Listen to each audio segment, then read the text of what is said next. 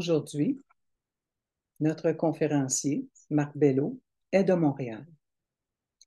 Marc est étudiant du livre d'Urantia depuis 40 ans et fait partie d'un groupe d'études. Marc est un homme à de nombreux talents. Il a écrit plusieurs articles pour notre lettre Réflectivité et pour le journal de l'Association internationale. Marc occupe depuis 9 ans le poste de trésorier de l'Association Urantia du Québec. Anciennement chanteur à l'opéra, Marc fait partie d'un ensemble vocal et il a maintenant sa propre classe de chant. Sa conférence aujourd'hui, richesse matérielle versus richesse spirituelle. Vas-y, Marc. Bonjour à tous et bienvenue à cette conférence sur la richesse. Alors, vous aurez probablement remarqué que le titre a changé un petit peu.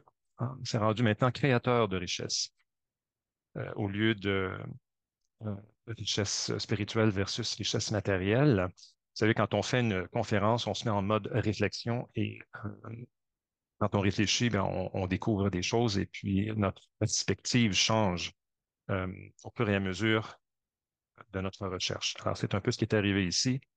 Je trouvais que pas en comparaison, mais mettre richesse matérielle et richesse spirituelle en conflit, ça ne reflétait pas vraiment la réalité de ce que j'ai découvert. Alors, je pense qu'il est préférable de parler de créateur de richesse, qu'il s'agisse de richesse spirituelle, intellectuelle ou matérielle. Alors, après réflexion, je pense que nous devons être des créateurs de richesses, qu'elles soient spirituelles, intellectuelles ou matérielles.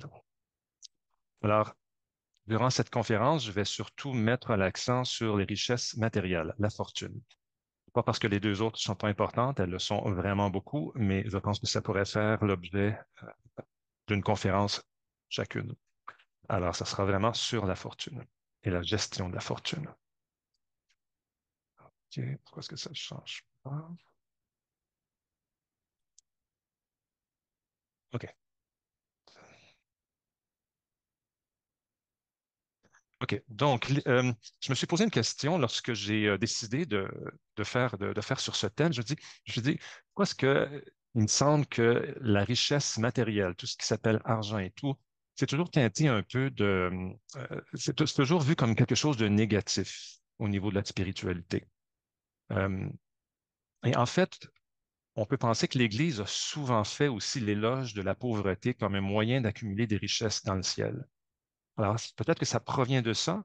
Il y a aussi Jésus qui a dit qu'aucun homme ne peut servir deux maîtres, car toujours il haïra l'un et aimera l'autre. On ne peut servir à la fois Dieu et Mammon. Alors, Mammon, c'est la richesse matérielle qui est personnifiée, un peu comme ce qu'on voit sur le diaporama, là, qui est personnifiée en divinité et à laquelle les hommes et les femmes sont susceptibles de vouer leur vie.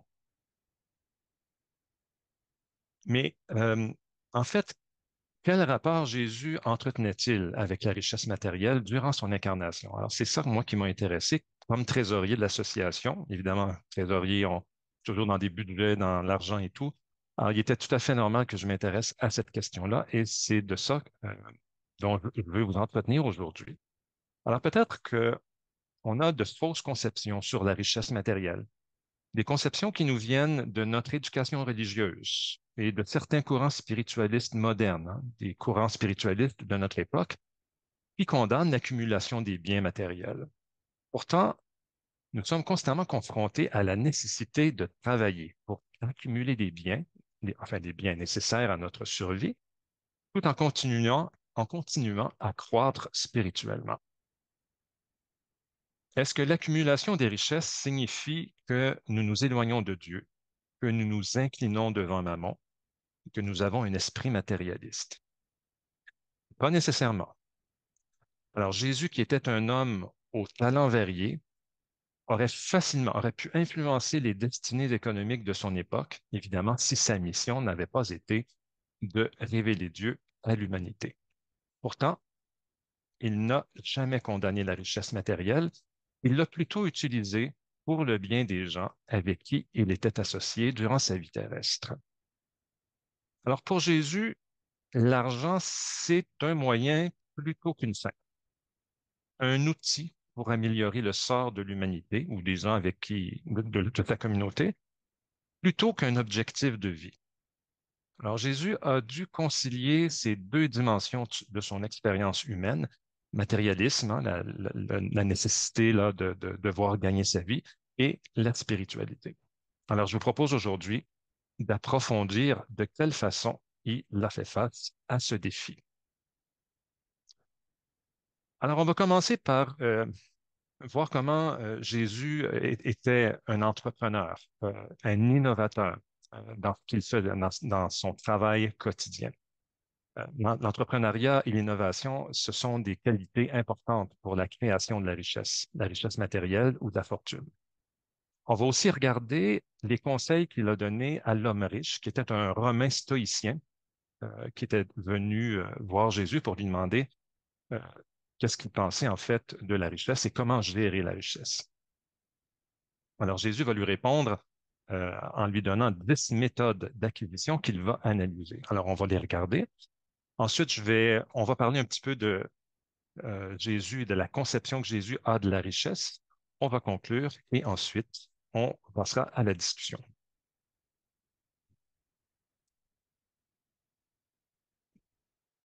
Finalement, Jésus comme un fils de Dieu, et il est un fils de Dieu, hein, évidemment, un être humain ayant vécu une expérience formidable, une vie dévouée à sa relation avec le Père céleste et la confraternité spirituelle. Tout cela est bien vrai, mais le livre du Rancien nous apprend beaucoup plus sur l'expérience aux multiples facettes de cet homme extraordinaire. Rappelons-nous quelques faits sur les activités économiques exercées par Jésus. Et j'aimerais prendre quelques exemples, en fait des exemples de trois périodes de sa vie pour illustrer mon propos. Alors, Jésus, enfant, administrait un fonds spécial de charité dont les revenus provenaient de la vente de pilons. Alors, Jésus avait 7 ans à cette époque-là et déjà, il va prendre de l'expérience dans la gestion financière de ce tout petit projet. Alors, j'aimerais souligner que l'argent récolté allait dans un fonds de charité.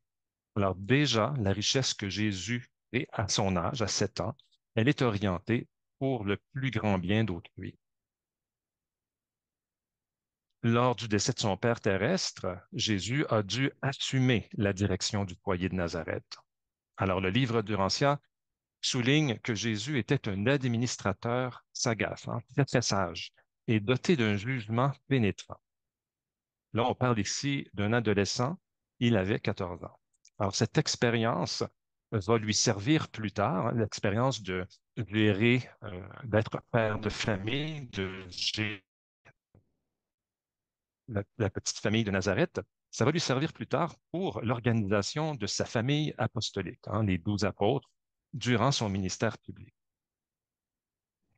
On se rappellera aussi que Jésus était un constructeur de bateaux aguerri, faisant preuve d'un grand sens de l'innovation. Alors, avec son ami Zébédée, on sait que Jésus va travailler sur les chantiers, le chantier naval de Zébédée. Il va construire des bateaux d'un nouveau genre, enfin un bateau, un type de bateau d'un nouveau genre qui permet une plus grande sécurité pour la navigation. C'est ce qui me fait dire, entre autres, que Jésus est un entrepreneur et un grand innovateur. Cette innovation, ce nouveau design, il était tellement bien pensé et bien conçu qu'en moins de 5 ans, presque tous les bateaux naviguant sur le lac de Tibériade avaient été construits dans les chantiers de Zébédée. Alors, une innovation très populaire. Et ça s'est allé assez rapidement. En 5 ans, la majorité des bateaux qui naviguent sur le lac soient des bateaux qui ont été créés par Jésus. Il fallait vraiment, à l'époque, hein, il n'y avait pas les méthodes d'aujourd'hui pour construire des bateaux. Ça se faisait peut-être un peu plus lentement, mais en 5 ans, la majorité des bateaux étaient le type de bateau que Jésus a construit. Ça s'est donc fait très, très, très rapidement. J'aimerais vous faire remarquer que Jésus n'a pas réclamé de droit sur cette innovation comme on le ferait aujourd'hui. Il a donné cette invention à Zébédée, lui assurant une certaine prospérité. Alors Jésus fut connu entre autres comme l'inventeur de ces bateaux. Si sa mission avait été différente, hein, avec une telle invention, il serait probablement devenu un homme riche et influent de son époque. au niveau économique. Alors, Jésus était certainement influent, mais à d'autres niveaux.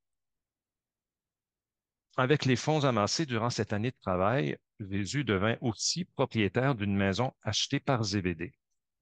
Alors, c'est Zébédée enfin, Jésus avait accumulé de l'argent pendant un an et à la fin de l'année, lorsqu'il est parti, euh, je crois que c'était pour son tour de 2 ans autour de la Méditerranée, eh ben, il va avoir un bon pécule et David Zébédée va l'investir dans l'achat d'une maison et ce revenu de location va être une assurance lors des périodes les plus difficiles.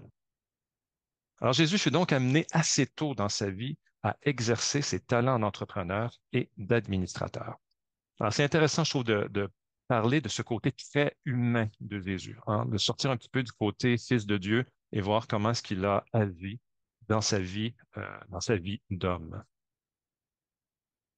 Alors, toutes les entreprises modernes doivent avoir une gestion efficace pour bien fonctionner et se perpétuer. Alors, de même, Jésus va faire la même chose. Il va organiser un peu comme un organisme à but non lucratif ou caritatif, avec un responsable de la trésorerie, Judas, et un responsable de la levée de fonds, Matthieu. Alors, on a deux postes dans son équipe là, qui s'occupe d'argent, d'amasser les fonds et de voir à ce qu'il y ait suffisamment de fonds pour mener à bien la révélation de Dieu à ce monde. Alors, évidemment, il y a d'autres postes, hein. On sait qu'André va être le président et directeur général des 12, Pierre, Jacques et Jean, les compagnons personnels de Jésus, Philippe, l'intendant du groupe, qui doit veiller à ce que le groupe ne manque de rien au niveau des besoins de nourriture, Nathanaël, qui est responsable des besoins des familles des apôtres. Alors, on sait bien que les apôtres ne sont plus au, au travail pour soutenir leur famille. Alors, il y a un poste budgétaire qui est créé pour aider les familles des apôtres. Thomas, qui est organisateur des itinéraires, la prévision du logement et des lieux d'enseignement. Jacques et Judas Alphée pour le contrôle des multitudes et Simon, responsable des récréations et des divertissements. Alors, Jésus savait très bien que son projet qui en était un de grande envergure, celui de révéler Dieu non seulement à Urantia, mais à tout un univers, nécessiterait une équipe bien organisée et évidemment les fonds nécessaires pour mener à bien les objectifs de cette quatrième révélation. En regardant ces faits, on voit que Jésus était un homme très, très organisé et structuré pour la mise en œuvre de son projet et de sa mission, révéler le Père céleste à son univers et révéler l'être humain à Dieu. Dans le cadre de cette présentation, il serait difficile de passer sous silence le récit de la rencontre de Jésus avec l'homme riche, citoyen romain et stoïcien, qui s'intéressait aux enseignements du Maître. Alors, je vous propose maintenant d'analyser les recommandations faites par Jésus à cet homme aimant sincèrement la vérité et recherchant la sagesse. Il est intéressant de noter que l'homme riche a dû faire preuve, notre Romain, hein, a dû faire preuve d'une insistance persistante pour obtenir une réponse détaillée de la part de Jésus. À sa première demande, Jésus va lui répondre, ben, je consacrerai à la demande que le Romain fait, c'est qu'est-ce que tu fais avec une fortune? Alors Jésus lui répond, je consacrerai la richesse matérielle à élever le niveau matériel, le niveau de la vie matérielle, de même que j'offrirai ma connaissance, ma sagesse et mes services spirituels pour enrichir la vie intellectuelle, ennoblir la vie sociale et faire progresser la vie spirituelle. J'administrerai les biens matériels comme un sage et efficace dépositaire des ressources d'une génération pour le profit et l'ennoblissement des générations suivantes. La vie matérielle est donc aussi importante pour Jésus que la vie intellectuelle et spirituelle. Alors, on le voit dans la première phrase qu'on vient de lire. La richesse matérielle est ici, elle est un outil. Elle permet d'améliorer le sort des êtres humains en faisant une gestion sage pour les besoins de la génération présente et future. Aujourd'hui, on aurait peut-être un autre terme pour ça. On parle de plus en plus d'équité intergénérationnelle. Par exemple, au Canada, ici, il y a un certain nombre d'années, on a créé ce qu'on appelle le Fonds des générations. Alors, le Fonds des générations, c'est de l'argent qui est accumulé dans dans un fonds pour diminuer les impacts auprès de la prochaine génération, des générations futures, pour diminuer l'impact de la dette qui s'accumule et qui grandit. Euh, alors, c'est un exemple d'administration en fonction des générations suivantes et non pas juste ben, on dépense et puis on envoie la facture aux prochaines générations. Alors, on pourrait aussi parler de la gestion environnementale. Quel genre de planète on va léguer aux générations futures si on continue à la salir comme on la salit présentement? Alors, il faut donc gérer la richesse en fonction, évidemment, de la génération présente, mais aussi en fonction de la génération future. Alors, l'homme riche n'est pas tout à fait satisfait de la réponse de Jésus et lui demande des précisions. Hein? Il demande, qu'est-ce que tu fais? Alors, deuxième question, mon bon ami, je discerne que tu cherches sincèrement la sagesse, que tu aimes honnêtement la vérité. Alors, je suis donc disposé à t'exposer mon point de vue sur la solution de tes problèmes concernant les responsabilités de la fortune. Je le fais parce que tu m'as demandé conseil et en te donnant cet avis, je ne m'occupe de la fortune d'aucun autre homme riche. Je ne donne ces conseils qu'à toi et pour ta gouverne personnelle. J'insiste sur le mot responsabilité de la fortune, parce que c'est une dimension qui est souvent, souvent oubliée. On n'hérite pas seulement de la fortune, mais de toutes les responsabilités qui y sont associées. On va voir de quoi il s'agit un petit peu plus tard lorsqu'on va analyser les 10 sources de richesse. L'autre chose que je vais vous faire remarquer, c'est que Jésus est très, très précautionneux ici. Hein. Il donne un avertissement, je ne donne ces conseils qu'à toi. Mais l'homme riche n'est toujours pas satisfait de la réponse de Jésus et lui demande ce que lui, Jésus, ferait s'il avait une telle richesse. Jésus, évidemment, va lui donner une réponse très complète. Hein. Il va donner une réponse très complète à sa question et il va lui dire, si tu désires honnêtement considérer ta fortune comme un dépôt, si tu souhaites réellement devenir un gérant sage et efficace de tes capitaux accumulés, alors je te conseille de faire l'analyse suivante des sources de tes richesses. Demande-toi, en faisant de ton mieux pour trouver la réponse honnête, d'où elles viennent. Et pour t'aider à analyser l'origine de ta grande fortune, je suggérerais que tu gardes présente à la mémoire les 10 méthodes différentes suivantes pour ramasser des biens matériels. Alors, on va explorer ça un peu plus tard, mais j'aimerais cette, cette attitude de Jésus avec le Romain m'a amené deux réflexions. Et là, on sort un petit peu du sujet, du thème de la conférence. Je fais un petit détour, mais je trouvais ça important de dire pour l'édification de tout le monde.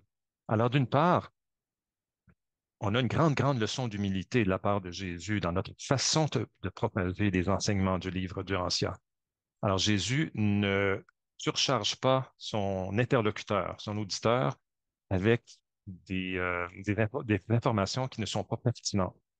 Alors, il va simplement lui donner, il va partir du plus grand, hein, la grande, grande généralité.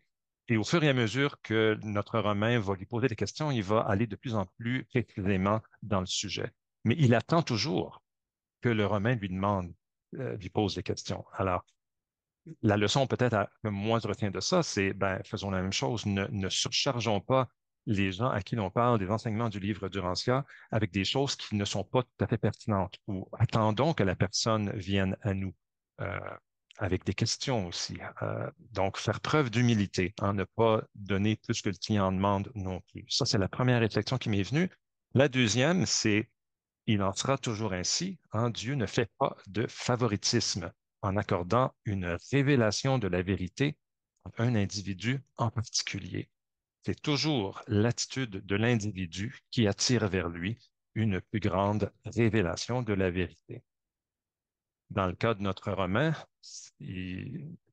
vous irez le lire là, je vous l'ai un peu résumé, mais il va pousser Jésus dans ses derniers retranchements jusqu'à ce que Jésus lui donne une réponse très précise. Alors, c'est toujours ça, en fait. On reçoit une plus grande révélation de la vérité parce qu'on la désire, parce qu'on la demande.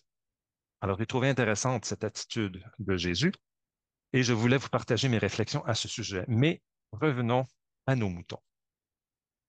Voici donc les 10 sources ou manières d'acquérir de la fortune. Alors, il y a la fortune héritée, donc les legs testamentaires, la fortune découverte lorsqu'on découvre des ressources, par exemple des ressources de la terre, la fortune commerciale, hein, la vente, le troc, la fortune injuste, avec les méthodes injustes de s'approprier des biens.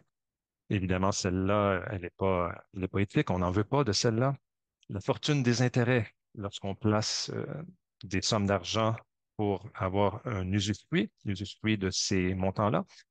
La fortune due au génie lorsque l'on crée quelque chose, on crée quelque chose de nouveau et un peu comme ce que Jésus a fait avec son bateau. Hein. En 5 ans, tous les bateaux provenaient des établissements de ZBD. Alors, la fortune due à la création, due au génie. La fortune fortuite, celle qui arrive par hasard, qui nous tombe du ciel. La fortune volée, évidemment, ça, on oublie celle-là. Les fonds en dépôt. Alors, lorsque quelqu'un vous donne de l'argent pour le gérer pour un projet présent ou futur, et la fortune gagnée, qui est celle, en fait, qui est celle qui est en rapport avec le salaire, le travail quotidien que l'on effectue. Alors, nous allons voir tout à l'heure que Jésus ne se contente pas de gérer les ressources au profit de la génération présente et future, comme on l'a dit plus tôt, mais il s'intéresse aussi et surtout à l'origine de cette richesse. Est-ce qu'elle a été gagnée équitablement? Alors, on va voir plus tard et en détail ce que Jésus aurait fait s'il avait possédé une telle richesse. Et là, Jésus poursuit avec un autre avertissement. Et c'est un avertissement important que nous devrions aussi considérer. En t'offrant de nouvelles suggestions concernant ton attitude envers la fortune, je te recommande de recevoir mes avis, pardon, comme donnés exclusivement pour toi et pour ta gouverne personnelle. Je ne parle que pour mon compte et à toi comme à un ami interrogateur. Et là, il y a un peu un mot assez fort. Je te conjure de ne pas dicter à d'autres hommes riches la manière dont ils doivent considérer leur fortune. Jésus est très précautionneux en donnant plus de détails sur la fortune à notre Romain. Il sait bien que l'enseignement qu'il donne est établi en fonction de l'époque à laquelle Jésus se trouve. Il sait bien que chaque époque a ses problèmes bien spécifiques et que les solutions bonnes pour un individu particulier à une époque particulière et sur un monde particulier ne peuvent être appliquées à la lettre toutes les époques, à n'importe quel individu et sur n'importe quel monde de Nébadon. Chaque génération doit régler ces questions pour elle-même, car les situations changent au cours du temps. Je pense que c'est un peu la raison pour laquelle Jésus est si prudent en émettant une opinion très arrêtée sur le sujet de la gestion de la fortune. Mais même si il nous dit que les conseils qu'il donne sont pour cet homme-là, je pense que il réussit, on peut s'en inspirer, en fait. Ça nous donne des orientations générales qui peuvent nous aider à répondre à nos propres questionnements aujourd'hui. Aussi, la question de la répartition de la richesse en est une qui est bien personnelle. Alors, Jésus ici ne juge pas les décisions qui vont être prises par l'homme. Il ne fait que lui suggérer une manière juste et équitable de gérer sa fortune. Aussi, le but de cette conférence n'est pas de donner un enseignement voué à l'ensemble de la communauté à proprement parler, mais plutôt de suggérer une manière, peut-être plus éthique et plus équitable de gérer la fortune personnelle. Alors, je pense que nous devons aussi être très prudents sur ce point et ne pas juger la manière dont certaines personnes vont décider de gérer leur fortune. On n'a pas à se mettre en juge de ce genre de choses-là. Alors, il ne s'agit pas ici de dicter une manière de faire dans cette conférence, mais plutôt de suggérer les bases d'une gestion équitable de notre fortune personnelle. Alors, allons-y avec les 10 méthodes d'acquisition. Alors, la fortune héritée, donc les richesses provenant des parents et autres ancêtres, alors on a une responsabilité morale dans la transmission de la richesse. on représente la génération passée auprès de la génération future. Donc, de là, la transmission honnête, hein, l'importance d'épurer les legs testamentaires quand on reçoit de l'argent de nos ancêtres, euh, d'épurer les legs testamentaires reçus et de ne pas perpétrer une injustice par l'acquisition frauduleuse de biens matériels. Par exemple, si la fortune reçue a été accumulée par l'extorsion du salaire des ouvriers.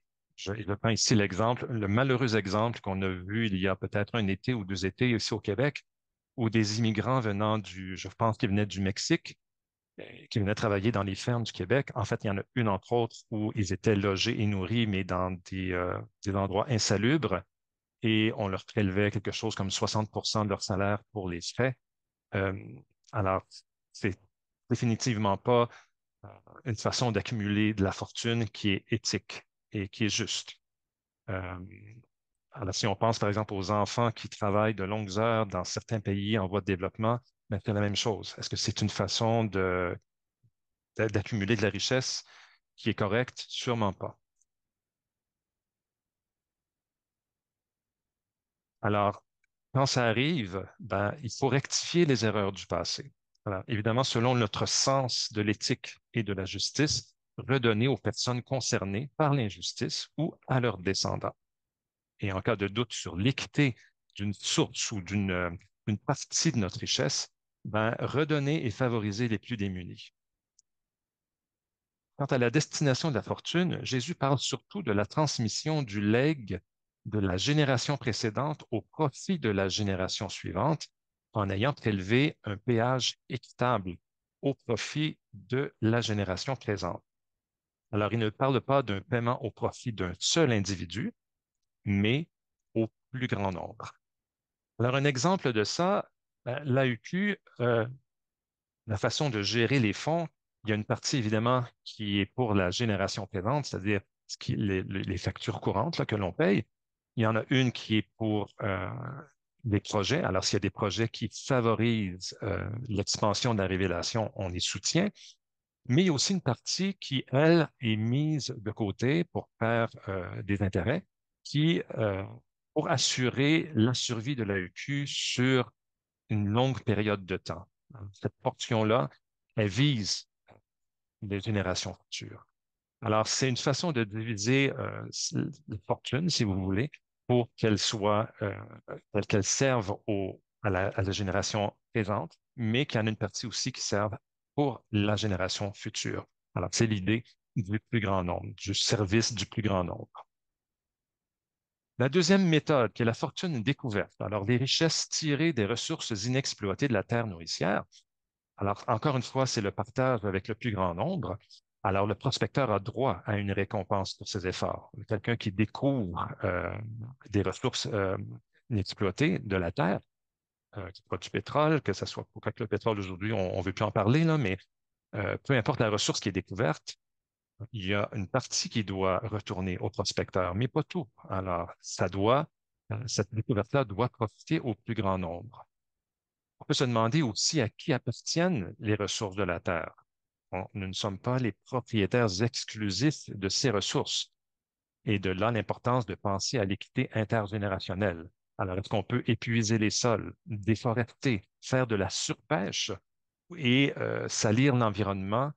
On sait très bien que lorsque la nature se déchaîne, ça coûte cher. Est-ce qu'on peut faire ça et simplement envoyer les impacts négatifs aux prochaines générations? Alors, le traitement que l'on fait à la Terre doit être équitable et juste, par respect de la création divine, évidemment, parce que c'est la création de Dieu, et de ceux qui nous suivront et qui vont utiliser cette planète. Les ressources nous sont prêtées pour le temps où nous vivons sur Urantia. Nous avons un devoir envers les générations futures.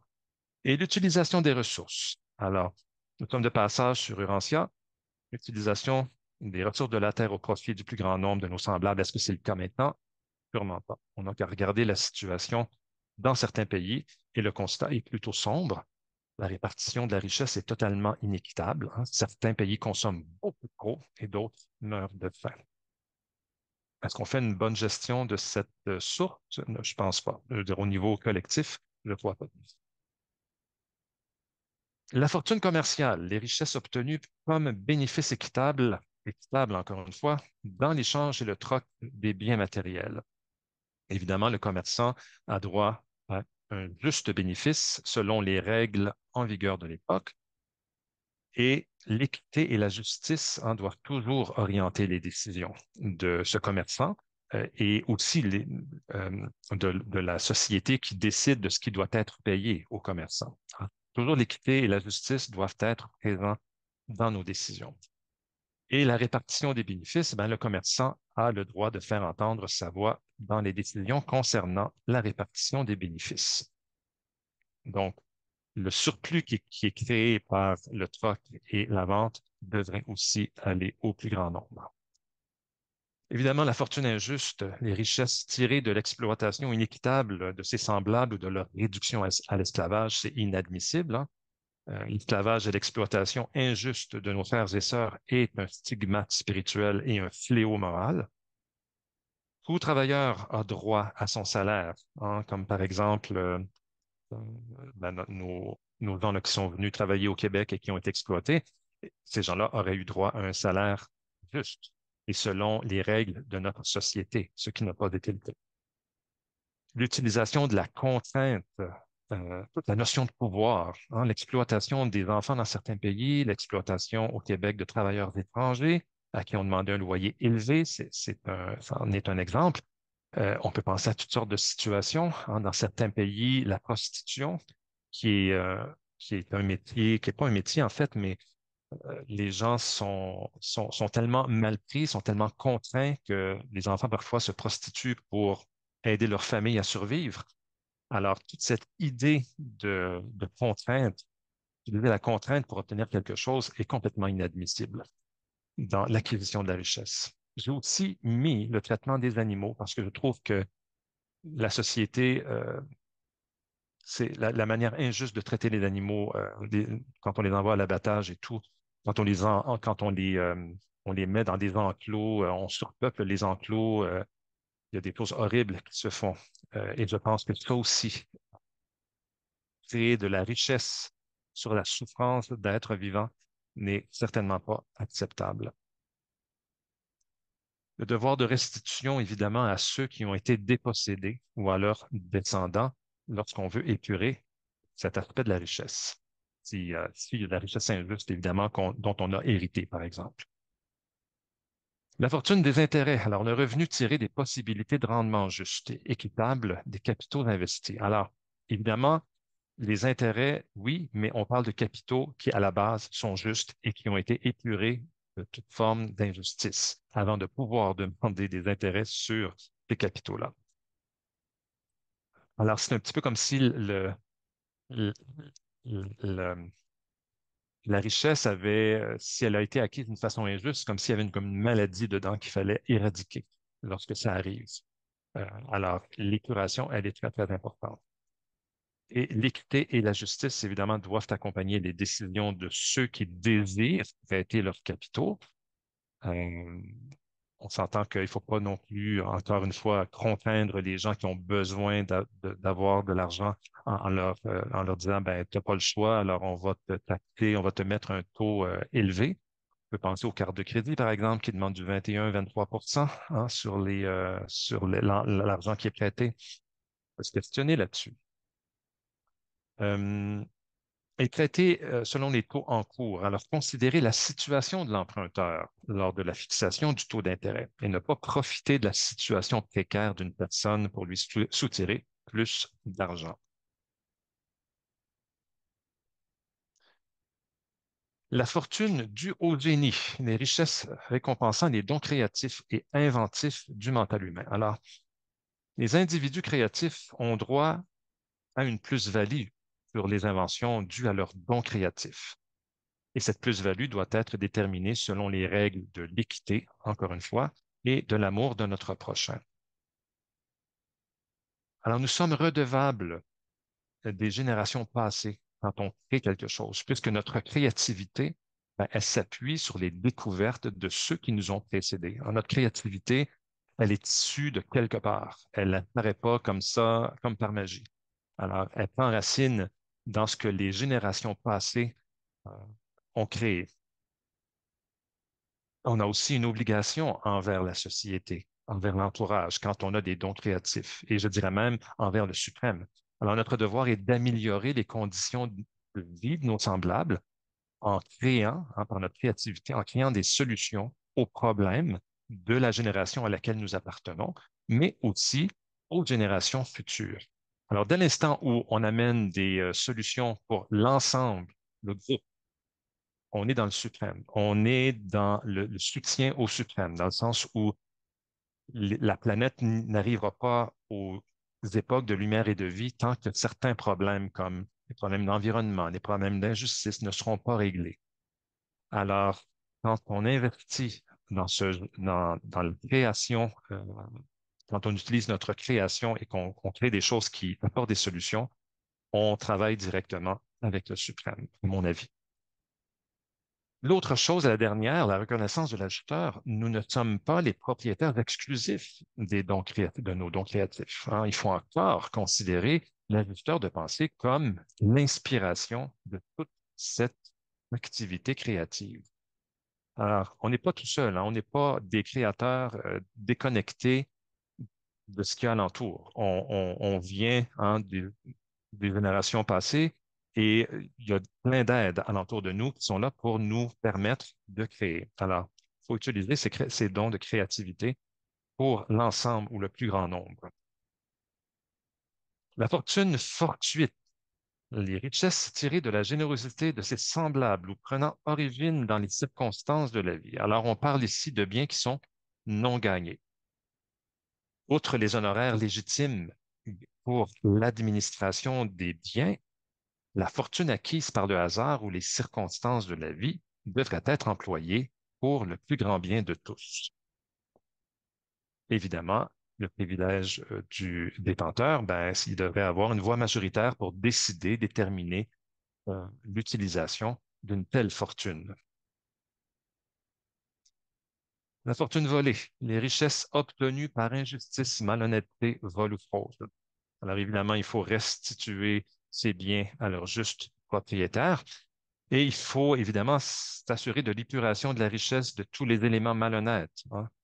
C'est toujours la même question. Si on a de l'argent qui nous est légué ou si on- notre fortune est liée à des éléments malhonnêtes, il faut restituer aux gens selon la connaissance qu'on a des choses ou aux plus démunis.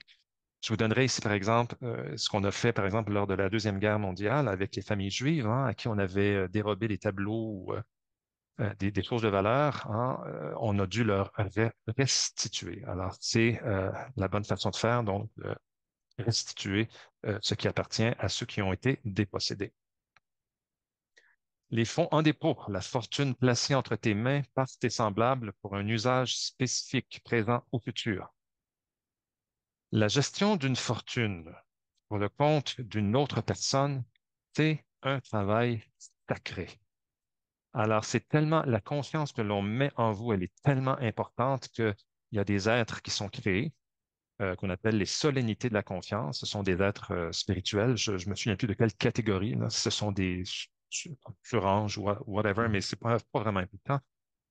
Les solennités de la confiance, ils peuvent vous regarder et être capable de dire quel est le degré de confiance que l'on peut avoir en vous. Alors, la confiance, c'est l'épreuve cruciale des créatures volitives. Le fait d'être digne de confiance, c'est la vraie mesure de la maîtrise de soi et du caractère. Alors, évidemment, pour les fonds en dépôt, le gestionnaire a droit à une rémunération considérée juste et équitable par les gens honnêtes. La deuxième et dernière catégorie, la fortune gagnée, les richesses tirées directement de ton propre travail personnel, la juste et équitable rémunération de tes propres efforts quotidiens, mentaux et physiques. Alors, c'est la seule fortune qui nous appartient vraiment. Elle doit évidemment avoir été gagnée équitablement et elle peut être dépensée à la convenance de son propriétaire, pardon, en autant qu'elle ne cause pas de tort à autrui.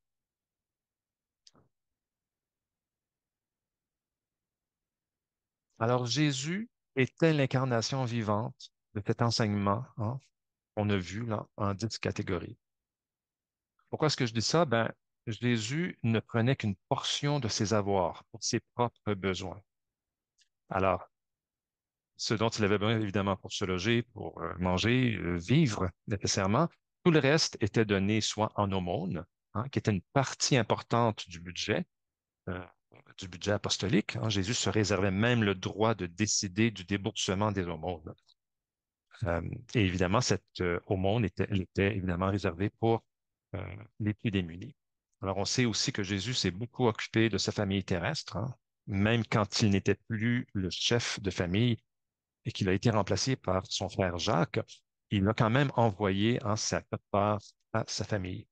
Alors, Jésus a vraiment pris seulement ce qu'il avait besoin pour vivre. Et je dirais même que lorsqu'il était sur la croix, en train de mourir, je suis même pas sûr qu'il avait un pagne pour cacher sa nudité. Alors, je pense que les Romains mettaient les brigands sur la croix complètement nus, hein. Alors, ils avaient vraiment strictement rien.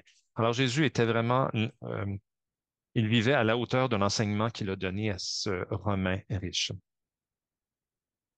Mais, donc, il était vraiment une incarnation de cet enseignement, mais quelle était plus spécifiquement l'attitude du maître au regard de la richesse? Alors, ben, Jésus, il a travaillé, hein. Il a travaillé, il a commercé selon les règles de son époque, hein. Il n'a pas changé les trucs.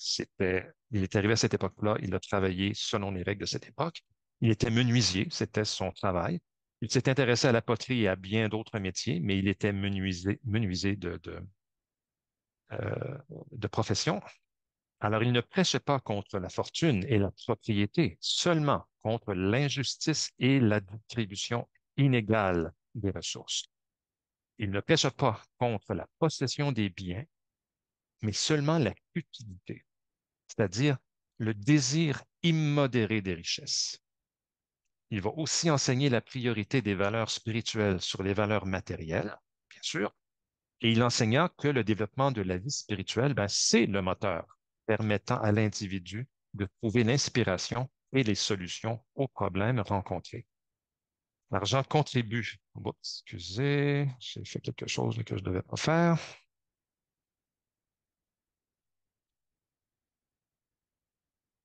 Alors, l'argent contribue à notre bonheur, mais il n'en est certainement ni la source ni le moteur. Un des enseignements de Jésus qui me semble avoir été mal compris au niveau de la richesse ou de la fortune est celui sur la confiance en Dieu au niveau de nos besoins personnels. Qu'est-ce que signifie avoir confiance dans les soins de notre Père céleste? Est-ce que c'est une espèce de fatalisme d'attente, Dieu va arranger mon problème, va me donner ce que j'ai de besoin si je le lui demande? Certainement pas. En tout cas, pas selon les enseignements du Maître. Alors, Jésus avait complètement confiance euh, dans son Père céleste, pour tout ce qui a trait à ses besoins, mais il était proactif dans la résolution de ses problèmes. Et de quelle manière était-il proactif? Ben, il était le propriétaire d'une maison, hein. C'est de l'argent qu'il va utiliser pour l'aide à sa famille et l'aide à son projet, sûrement aussi. Il va nous dire aussi qu'il est d'accord avec un dicton, en celui qui ne veut pas travailler ne mangera pas. Ça en dit long sur notre, euh, notre portion, ce qu'on doit faire, nous, euh, concernant l'accumulation ou l'acquisition de la richesse. Alors Jésus ne prêchait pas contre la prudence et la prévoyance, mais contre l'anxiété et les soucis. Alors le maître considérait le sage investissement des excédents de revenus comme une forme légitime d'assurance contre l'inévitable adversité future.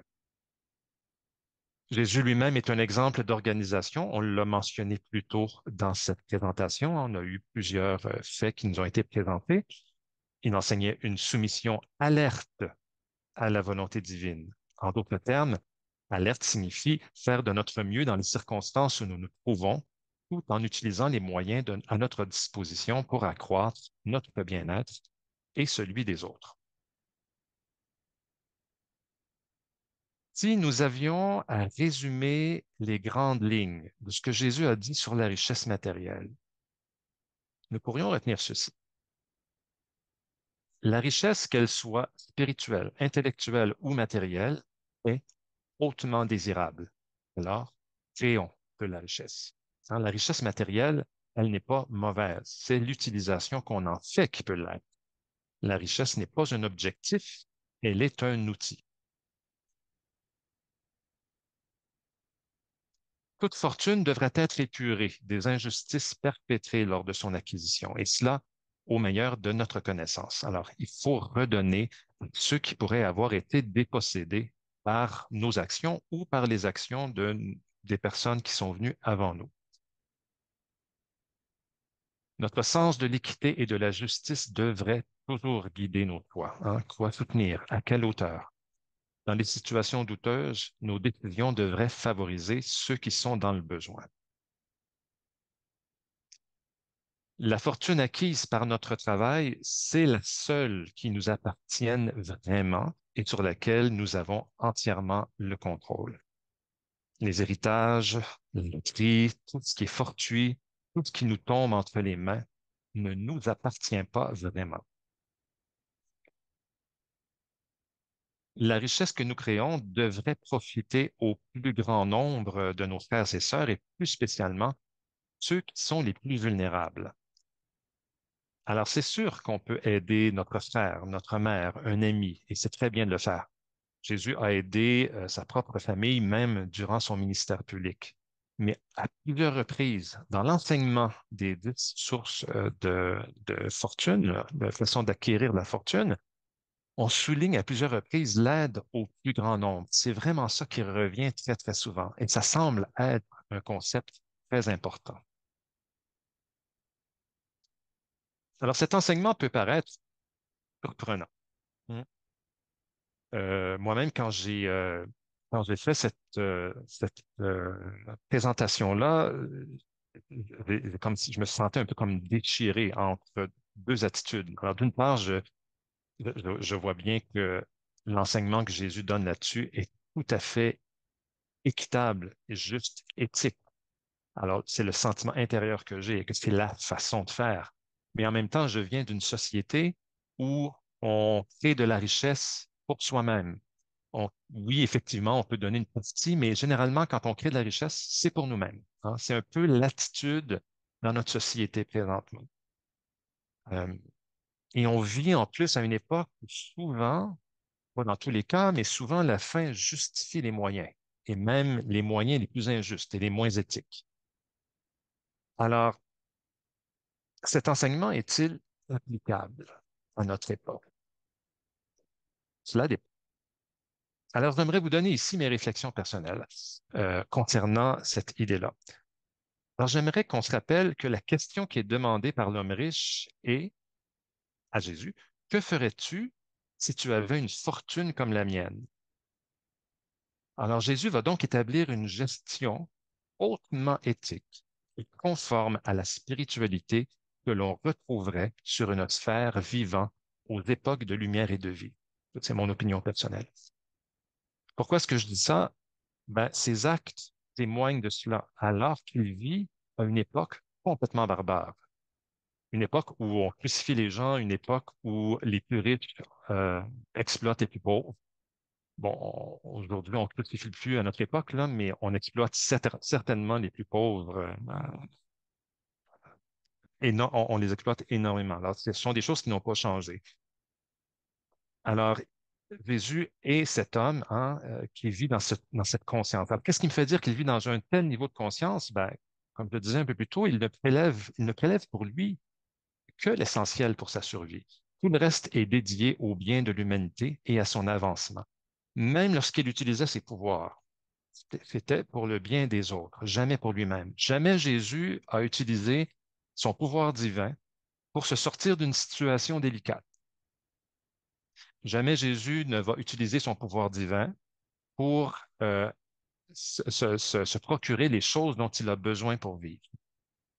Alors, je suis convaincu que les êtres humains qui vivent sur des sphères arrivées aux étapes de lumière et de vie consacrent leur richesse, leur fortune à faire avancer leur planète vers les étapes encore plus avancées de lumière et de vie, et cela jusqu'à ce que leur sphère ait atteint le niveau maximum de croissance pour cette époque de l'univers dans laquelle nous sommes. Alors, en regardant Jésus, on peut voir de quoi va avoir l'air un être humain aux époques de lumière et de vie. Il faut aussi se rappeler que Jésus vit, il y a 2000 ans, a vécu une vie dédiée à inspirer toutes les sphères de son univers, y compris celles qui sont très développées. Alors, dans ton univers, euh, Michael a des sphères qui sont déjà rendues à des étapes de lumière et de vie. Alors, sa façon de gérer la fortune, et là, c'est juste cet aspect-là que je prends, sa façon de gérer la fortune, c'est la façon de gérer, je pense, d'un être qui est déjà rendu à ces étapes avancées. Cet enseignement sur la richesse matérielle est donc très avancé pour notre planète, hein. On n'en est pas là. Alors, comme groupe, on ne peut pas vivre cet enseignement-là. En tant que société, ça n'est pas possible. On ne peut pas vivre à ce niveau-là présentement. Par contre, certains individus sont prêts pour cet enseignement. Notre Romain, hein, qui est venu voir Jésus et qui était riche, hein, de par sa curiosité et son empressement, ben, il a forcé Jésus à lui donner un enseignement pour lequel sa propre génération n'était pas prête. Alors, euh, on s'entend, je l'ai dit tout à l'heure, la génération de Jésus, là, c'était pas. Je suis convaincu que Jésus, en fait, dans son plan, a probablement pas décidé de parler de ce genre d'enseignement-là. Je suis pas convaincu que dans son plan, c'était là. Par contre, là, il se trouve face à un être humain qui est prêt pour ça, qui est prêt pour entendre cet enseignement-là, et il est un peu acculé au pied du mur là, par cet homme-là pour avoir cet enseignement. Alors, je pense que ça explique, c'est une partie de l'explication, selon moi, de la vigilance de Jésus en donnant cet enseignement à l'homme riche. Vous savez, tout à l'heure, je vous parlais des précautions que Jésus prenait. Je te conjure de, et je ne donne ces conseils qu'à toi, comme un ami, à un autre ami. Alors, ne va pas dire à d'autres hommes riches comment. Alors, toutes ces précautions-là, je pense que ça a rapport avec le fait que cet enseignement-là, il est beaucoup trop avancé pour l'époque où Jésus se trouve et il est beaucoup trop avancé pour notre époque aujourd'hui. Alors, je pense, qu'est-ce que ça signifie pour nous? Qu'est-ce que ça signifie pour moi? Euh, je pense que nous devons tendre vers l'application de cet enseignement dans nos vies. Mais il faut le faire avec sagesse en analysant les différents paramètres de notre vie. Alors, je pense qu'il faut, je pense qu'on peut tendre vers ça, mais il faut vraiment analyser quels sont les paramètres de notre vie. Par exemple, quelqu'un qui a un conjoint, qui a un ami, qui a un parent qui est malade et dont les soins sont très dispendieux, c'est sûr que le plus grand nombre, le plus grand nombre à qui on doit donner devient cette personne-là. Je ne sais pas si vous comprenez ce que je veux dire, mais il faut y aller selon, avec notre bon jugement aussi, là. Euh, selon la situation dans laquelle on se trouve et ne pas se mettre dans des situations où on pourrait souffrir d'une mauvaise décision. Alors, faisons-le avec sagesse. C'est ça que ça signifie. Alors, la richesse n'est pas problématique en autant qu'elle demeure un outil au service de l'humanité et non le but de notre vie. Si la fortune des gens n'envahit pas le domaine de leur âme, elle est sans conséquence dans la vie spirituelle de ceux qui voudraient entrer dans leur royaume. Ce n'est donc pas la fortune qui est problématique dans notre vie, mais l'utilisation qu'on en fait. Quant au reste bon, quand on parle du jugement des riches, hein, toute personne ayant acquis une grande fortune devra répondre au moins, et j'aime bien le au moins, parce qu'il y en a plus, au moins aux trois questions suivantes. Quelle fortune as-tu accumulée? On a le devoir de créer de la fortune, de la richesse, selon évidemment nos capacités. On n'a pas toutes les mêmes capacités, mais je pense qu'on a le devoir de créer de la richesse, et que ce soit de la richesse spirituelle, intellectuelle ou de la fortune. La deuxième question, ben, comment l'as-tu acquise? Alors, le devoir de veiller à ce que la richesse acquise soit épurée de toute forme de vice, selon notre propre connaissance, notre bon jugement, et en cas de doute, comme on le disait plus tôt, ben, redonner aux plus démunis. Et la troisième question, quel emploi en as-tu fait? Alors, le devoir de faire profiter au plus grand nombre possible, mais encore une fois, je le souligne avec sagesse. Alors, cela termine ma présentation. J'espère que ma réflexion vous a apporté plein de questions sur lesquelles vous pourrez réfléchir au cours des prochaines semaines. J'en ai deux pour vous. Comment réagissez-vous à ce qui est exposé dans le livre du Rancia? Êtes-vous étonné, perplexe, ébahi peut-être? Quelles sont vos réactions? La mienne a été un petit peu une réaction de déchirement, mais c'était un déchirement qui était sain et qui m'a amené plus loin dans ma réflexion. Et l'autre question, les hommes civilisés cesseront un jour de considérer tout ce qu'ils contrôlent comme leur propriété personnelle et privée. Qu'est-ce que vous en pensez? Alors, la discussion, j'ouvre la discussion. euh, à vous maintenant de me dire ce que vous en pensez. Et en fait, tous les commentaires sont bienvenus, évidemment. Vous pouvez, où est-ce que je vois plus? Vous pouvez me donner soit les commentaires ou simplement poser des questions comme vous le sentez. Alors là, je vous redonne la parole. Merci, Marc, pour ce travail faramineux que tu as fait de défricher, euh, en fait, les conseils que Jésus a donnés à l'homme riche. Puis je crois qu'en fait, nous sommes tous un petit peu un ami de Jésus dans ces recommandations-là. Ce que j'ai beaucoup apprécié aussi, Marc, c'est le rappel que tu fais à travers toute cette description-là là, du côté éthique et moral. Tu sais, on peut lire dans le livre d'Urantia, ouais, ouais, ouais, ben ça, c'est adressé à l'homme riche, puis ben, ça ne me concerne pas, mais je pense que je mets le chapeau. Je mets le chapeau sur certaines choses. Alors, un gros, gros merci pour cette présentation-là, Marc. Plaisir. On va aller à André Desjardins. Vas-y, André.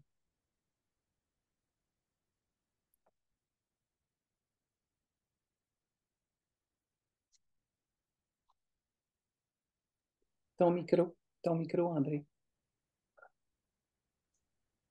Bon, OK. c'est bon? Oui. OK. Merci, Marc. Disons, c'est des aspects que tu as présentés ta conférence. Tu sais, j'avais pas vu une façon de. Moi, je voyais ça d'autres choses, comme richesse, oui. Je voyais plus comme richesse humaine.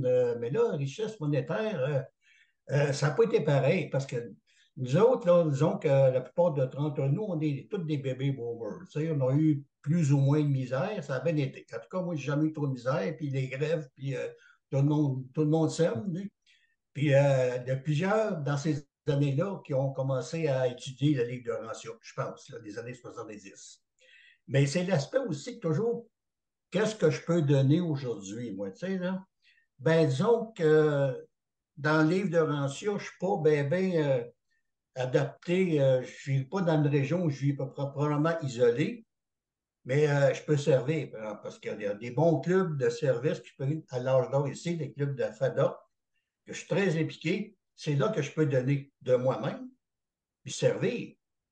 Mais disons qu'à un moment donné, mais aujourd'hui, c'est moins facile par rapport à la jeunesse. Tu sais, je veux dire, aujourd'hui, c'est moins facile. Plus ça va, plus c'est jeune. On entend parler des journaux qui ont une faillite, puis ils sont prêts de contrôler leur bien monétaire parce que les parents n'ont peut-être pas osé leur donner une espèce de discipline monétaire ou discipline.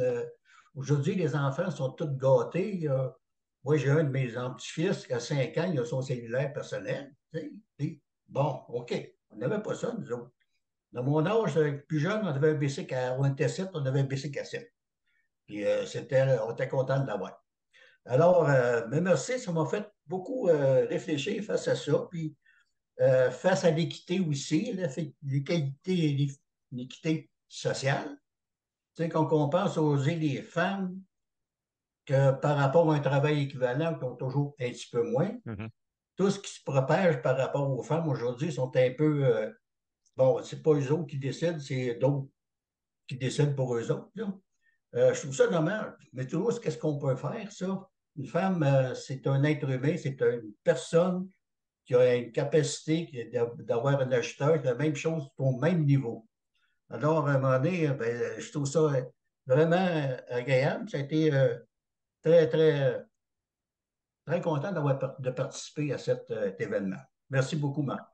Ben, merci à toi. Mais tu as raison de soulever l'exemple des femmes parce qu'effectivement, ça, c'est un bel exemple où les choses commencent à changer de plus en Oui, plus. Mais il y a eu un long chemin hein, pour y arriver. Je trouve que les femmes sont exemplaires dans leur lutte et c'est inspirant aussi. Mais ce qui est encore plus inspirant, c'est que les choses sont en train de changer fort heureusement. Il faut que ça continue comme ça. Mais il y a plein d'autres sphères où il faut agir aussi hein, pour changer les choses, pour enlever les iniquités et les manques de justice. Merci de votre commentaire. Maurice? Oui, selon toi, Marc, est-ce que la connaissance peut être considérée comme une richesse? Absolument. La spiritualité aussi. En fait, Jésus le dit, est-ce que moi, je ne sais pas si tu avais terminé ton commentaire ou... Oui, oui, oui. OK, parce qu'il le dit, hein, il faudra que je retrouve la diapositive. Où elle est-elle? Ah mon Dieu, là, OK. Hop, hop. Où est-ce que c'est marqué? Je vais y arriver. Je consacrerai la richesse matérielle à élever le niveau matériel, le niveau de vie matériel, de même que j'offrirai ma connaissance, ma sagesse et mes services spirituels pour enrichir la vie intellectuelle, ennoblir la vie sociale et faire progresser la vie spirituelle. Alors, ce que Jésus nous dit, en fait, c'est que la vie matérielle, euh, elle est au même niveau, en fait, que tout le reste. Il faut créer cette richesse-là. Mais comme j'ai dit un petit peu au début, j'ai un peu mis l'accent sur la richesse matérielle, mais en réalité, créer de la richesse spirituelle, c'est-à-dire le service des autres. Évidemment, je n'ai pas touché à ça aujourd'hui parce que ça aurait pris 3 heures, hein, mais créer de la richesse spirituelle en entour de nous et créer de la connaissance, ça aussi, c'est ce que Jésus faisait aussi, hein. Jésus, par sa façon de vivre sa relation avec Dieu, a créé énormément de richesses spirituelles. Il a aussi été un être très, très curieux, Jésus. Alors, il a propagé la richesse intellectuelle aussi. C'est important. Mais il l'a fait aussi au niveau de la richesse matérielle. Dans la mesure, Jésus n'était pas un homme riche, mais il y avait des fonds. Et évidemment, j'imagine que lorsqu'il a fait il a fait des enseignements publics, ben, il y a des donateurs qui étaient là pour le soutenir. Alors, il a créé une certaine richesse matérielle qu'il a redonnée à la communauté. Que ce soit, par exemple, euh, pour soutenir les familles des apôtres, de soutenir les apôtres qui allaient faire l'enseignement partout, que ce soit pour les aumônes. On peut imaginer toutes sortes de choses aussi, là. Mais oui, c'est pour ça que j'ai changé un peu ma présentation pour l'intituler Créateur de richesse. Malheureusement, avec ce titre-là, je ne regarde qu'un niveau de richesse, pas les deux autres. Mais tu as tout à fait raison. Je pense qu'on peut et qu'on a là aussi le devoir de créer de la richesse intellectuelle et de la richesse spirituelle, pas seulement matérielle. Merci, Marc. Bien. Claude? Oui, je te remercie beaucoup, Marc, pour ta conférence. C'était super intéressant. Puis ça m'a permis de mieux comprendre ce fascicule-là où Mhm. Jésus parlait justement des 10 points qu'il faut pour bien gérer sa fortune. Et la question que je pense, c'est, bon, comme tu l'as mentionné, il a répondu en fonction que si on était dans l'ère de lumière et de vie, puis que ça serait difficilement applicable aujourd'hui. Mhm. Sauf que, est-ce que on pourrait, qu'est-ce qu'on pourrait faire? Est-ce que ça serait possible, mettons, pour les dirigeants d'un pays ou d'une nation, d'aller vers ce sens-là? Et qu'est-ce qu'ils pourraient faire pour y arriver? C'est personnellement, on peut le faire, appliquer ces 10 points-là, mais pour une nation, est-ce que c'est faisable? Ben, j'ai déjà répondu à la question. Je pense que présentement, la réponse est non. Je ne pense pas que ce soit possible. Je pense que c'est je pense que c'est un état de conscience collective qu'on n'a pas encore atteint. Et je pense que ça va arriver. Je suis, tu sais, quand je parlais de ça tout à l'heure, je parlais je disais que Jésus, en fait, quand on le regarde aller, bon, évidemment, c'est un modèle, c'est une inspiration, là, mais je pense que les gens qui vivent aux aires de lumière et de vie, au niveau de la fortune, eux autres sont rendus là.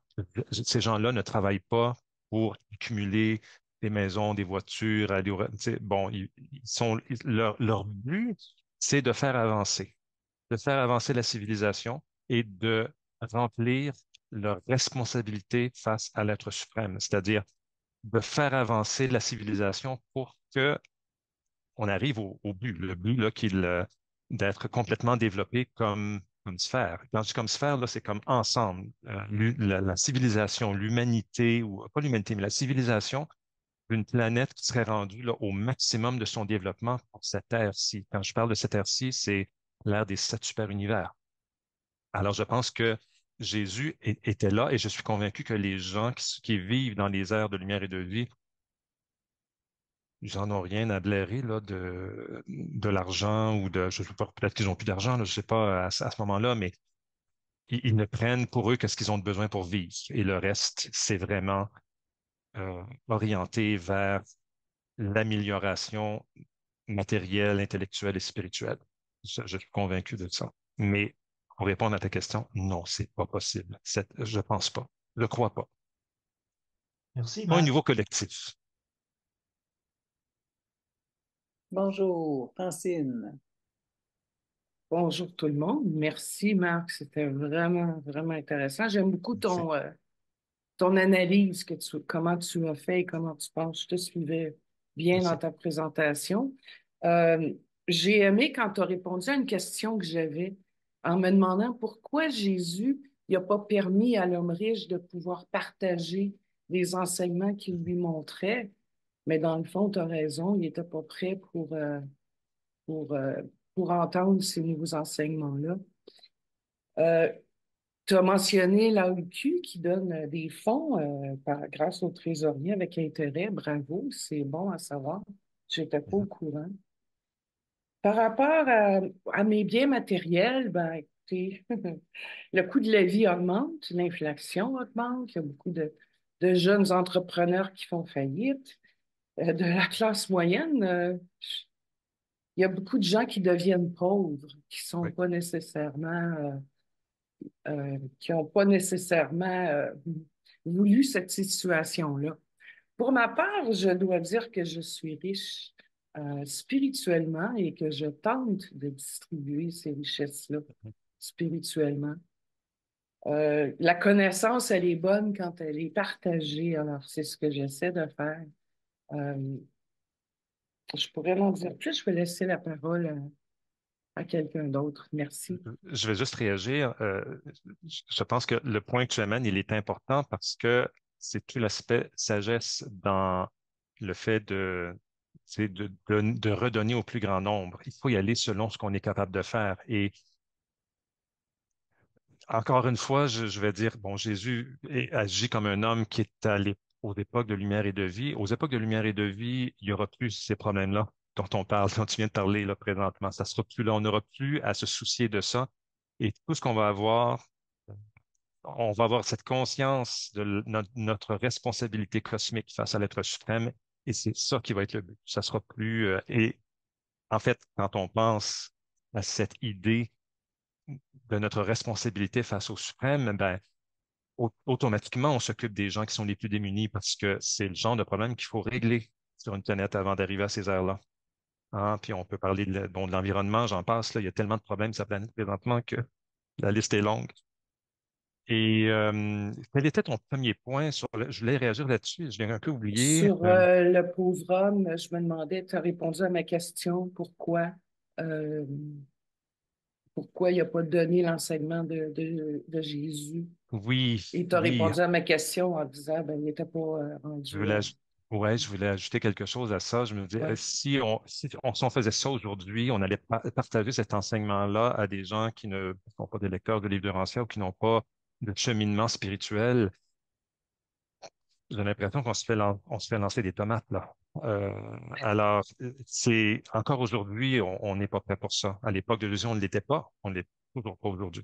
Je vais ajouter quelque chose qui est bien important, c'est que ce matin, je faisais un acte de gratitude envers un lecteur du livre du Rancia qui est super généreux et à qui j'écrivais qu'il était exactement, parce que j'avais pas lu le thème de la conférence aujourd'hui, OK? Mhm. Alors ce matin, j'écris un mot à cette personne-là et je lis complètement tout ce que tu viens de parler sur l'homme Ah oui. riche et je dis à cette personne-là qu'il est exactement le portrait de ce que Jésus enseignait. Je vois euh, les enseignements de Jésus qui dit que les décisions favorisent ceux qui sont dans le besoin.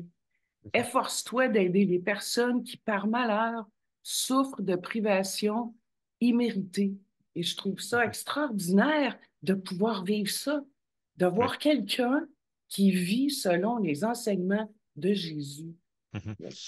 Et c'est ça qui est le fun aussi, c'est-à-dire que même si je dis que c'est impossible au niveau social de vivre ça comme groupe, mais au niveau individuel, c'est possible. Il y en a des preuves. Oui. Jésus en était un, le Romain en était un, ton monsieur, bon, là, je connais pas tous les détails, mais il semble être quelqu'un qui est orienté Plusieurs vers ce genre. personnes, Oui, plusieurs plusieurs personnes. personnes. Oui, oui, oui. Alors, peut-être pour faire un retour sur ce que Claude disait, je pense que plus on va être de personnes à vivre de cette façon-là, bien évidemment, le groupe va, l'ensemble va aussi être teinté de ça.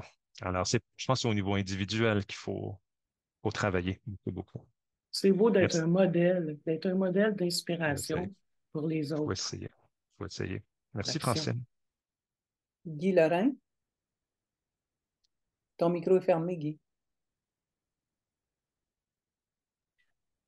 Merci, Marc, pour ton partage. Je suis entièrement d'accord avec toi que c'est pas demain la veille, mais je suis très confiant pareil. Je vais te dire pourquoi. Parce que c'est sûr que je vais prendre du temps avant qu'on règle des problèmes de dégénérescence, de maladie. Mais aujourd'hui, tu vois, tu parles que tu sais, Jésus s'est adressé à l'homme riche, mais aujourd'hui, il s'adresse à tous les hommes riches. Par son esprit de vérité, il vit partout avec moi, c'est ça qui m'aide, avec l'ajusteur, puis l'esprit de vérité. C'est à chacun, ils vont-tu l'écouter, mais ça, nous autres, on n'est pas là, mais lui, aujourd'hui, Jésus, il est présent partout. Ben, c'est ça qu'il voulait s'en aller quand il est. Là, je vais pouvoir être bien plus proche que tout le monde. Fait que là, à cette heure, mais ils vont-tu l'écouter? Ben, moi, la seule chose que je peux faire, c'est que je peux prier pour qu'il y ait plus d'hommes riches qui prennent conscience de ta conférence ou qui prennent conscience de ce que Jésus pourrait leur apporter. Mais moi, c'est à ce niveau-là que. Puis c'est sûr que l'autre jour, on avait une conférence sur le temps. C'est sûr que c'est pas demain la veille, mais le temps. Dans un monde évolutionnaire, j'ai lu une place, ça va nous prendre encore à peu près 2-3 000 ans pour les 2-3 millénaires pour essayer d'avancer, régler les choses. Mais tout est là pareil. Moi, le plus important, c'est moi établir ma relation personnelle avec Dieu, être capable de davantage être semblable à mon Père pour partager où ce que je suis. Je ne peux pas être dans un autre pays, je ne suis pas là dans le moment. C'est où on est proche de nos proches, là, essayer d'illuminer, de les éclairer du mieux qu'on peut. C'est de cette façon-là, mais merci beaucoup. C'est sûr que la richesse, on en a besoin ici, mais c'est l'amour de l'argent qui est pas. L'argent, on a besoin, l'amour de l'argent, comme si ça nous détruit notre âme, ça nous empêche d'avancer spirituellement. Ça, c'est pas bon, mais tout le reste, si jamais je gagne la loterie, on va savoir quoi faire avec. Exact. Merci, merci. Merci, Guy. Mais c'est vrai, tu as raison, absolument. Je pense qu'il faut garder en tête que les gens, pas les gens, pardon, les êtres célestes sont là pour soutenir toutes nos démarches, là, en fait. Alors, c'est ça qui est toujours positif. Et en fait, l'argent n'est jamais un problème tant que, comme tu dis, il n'envahit pas notre âme, tant que ça reste un outil et non pas un objectif de vie. Hein. Avoir le montant dans le compte en banque, dire, oh là là, je suis rendu à ça, c'est quand les hommes, j'ai un oncle qui était comme ça, puis ça me sidérait un peu, là, le chiffre dans le compte en banque était très important. J'aurais pu dire, mais tu ne l'emporteras pas, là, avec toi. Alors, utilise-le, fais quelque chose avec, aide du monde. Voilà. Mais voilà. Merci, Marc. Gilles Bertrand? Merci, Marc, pour ta conférence. J'ai beaucoup aimé. Euh, Tellement à dire, mais tu as résumé pas mal des choses. Une chose que j'ai aimée, c'est dans tes premières diapositives, là, nos religions nous ont fait croire qu'il fallait être pauvre. Mhm. Puis, c'est le contraire. Il faut être riche. Il faut Oui. devenir riche. C'est très important de devenir riche. Si on veut partager, si on n'a rien, on ne pourra pas partager. Dans le livre du Rancière, il dit il faut partager, puis etc. Alors, c'est important de acquérir euh, des richesses les trois niveaux. Puis, c'est un petit peu comme les loisirs, apparemment, il faut en consommer, il faut en donner autant qu'on en consomme, des loisirs. Je vois la même chose au point de vue euh, mat- euh, fortune matérielle, la sagesse intellectuelle, puis la spiritualité. Euh, il faut l'acquérir avant de la partager, avant d'en donner. Alors, c'est une question d'équilibre, je pense que c'est important là, aujourd'hui dans notre vie. Là. C'est pour ça que Jésus a donné à l'homme riche 10 façons générales de faire les choses. Mais aujourd'hui, avec tous les systèmes qu'on a, là, les systèmes d'impôts, les systèmes de ci, on peut pas, on peut pas donner ça à tout le monde, là. Euh, c'est pas une loi, là, c'est pas rigide. Donc, ça, je trouve encore, c'est que c'est dans l'esprit, l'attitude, cette liberté aussi. Jésus donne la liberté de partager selon un peu notre conscience. Là. On n'est pas pris dans une obligation. On regarde, voici les 10 commandements de l'Église, voici les 10 ci, les 10 ça. Alors, c'est toujours dans cette même attitude de liberté, puis d'amour, puis de respect de soi, puis de respect des autres. Hein.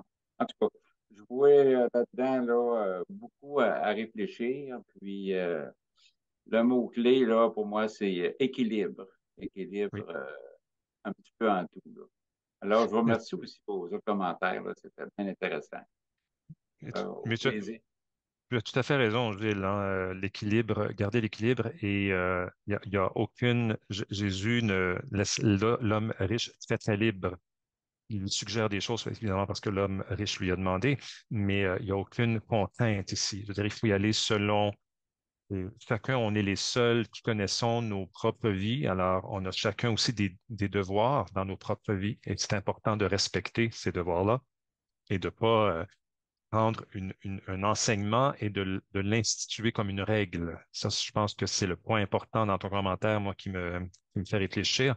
Effectivement, il n'y a aucune règle ici. Chacun va aller selon son propre sens de l'éthique, son propre sens de la justice et aussi ses propres capacités.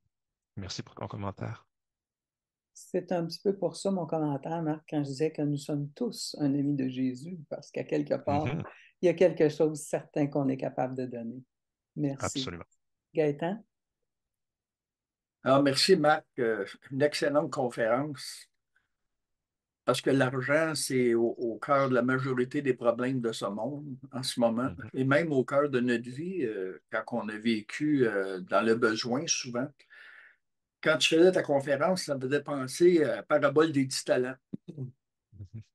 Pourquoi? Parce que souvent, nous, quand on n'est pas, quand on ne se qualifie pas nécessairement de riche, tu sais, on a souvent, nous, au Québec, peut-être, là, si on n'est pas en affaires ou si on n'a pas des millions, là, on se considère comme, bon, on n'est pas si riche que ça. Tu sais, on a une pensée réellement, moi, je dirais, on essaye d'être, je dirais, une pensée humble, mais souvent, elle n'est pas humble, notre pensée, elle est dérogative. En fait, on est tous riches de plein de choses. Et moi, la générosité, parce que dans la richesse, il y a aussi l'aspect de la générosité, ce qu'on fait avec la richesse. Et ça s'apprend à la maison, ça. Ça s'apprend avec nos Oui. parents. Chez nous, mes parents étaient très généreux, même s'il n'y avait pas beaucoup d'argent, mais il y avait tout le temps de la place pour quelqu'un qui arrivait pour manger, pour demeurer. Alors, pour moi, ça a fait une impression immense chez moi, ça. Ce désir de redonner à l'autre, même si on n'avait pas beaucoup. Et tu sais, j'ai vécu comme beaucoup d'autres Québécois, là, probablement qu'il y en a beaucoup. Ma mère prenait des grands pantalons des autres, puis elle les rapetissait, les raccommodait. Allait à l'école avec des pièces, tu sais, dans les genoux, des pantalons, des manteaux refaits. On portait le linge des plus grands. Aujourd'hui, les enfants, là, c'est tout le temps du nouveau. Mais on est riche aujourd'hui. On est riche de plein de choses. Puis nous, les lecteurs du Rancio, on est riche non seulement, souvent matériellement, on est riche intellectuellement et spirituellement. Et ça, c'est un devoir de responsabilité énorme, ça, quand on réalise cette richesse que nous possédons, surtout la richesse spirituelle.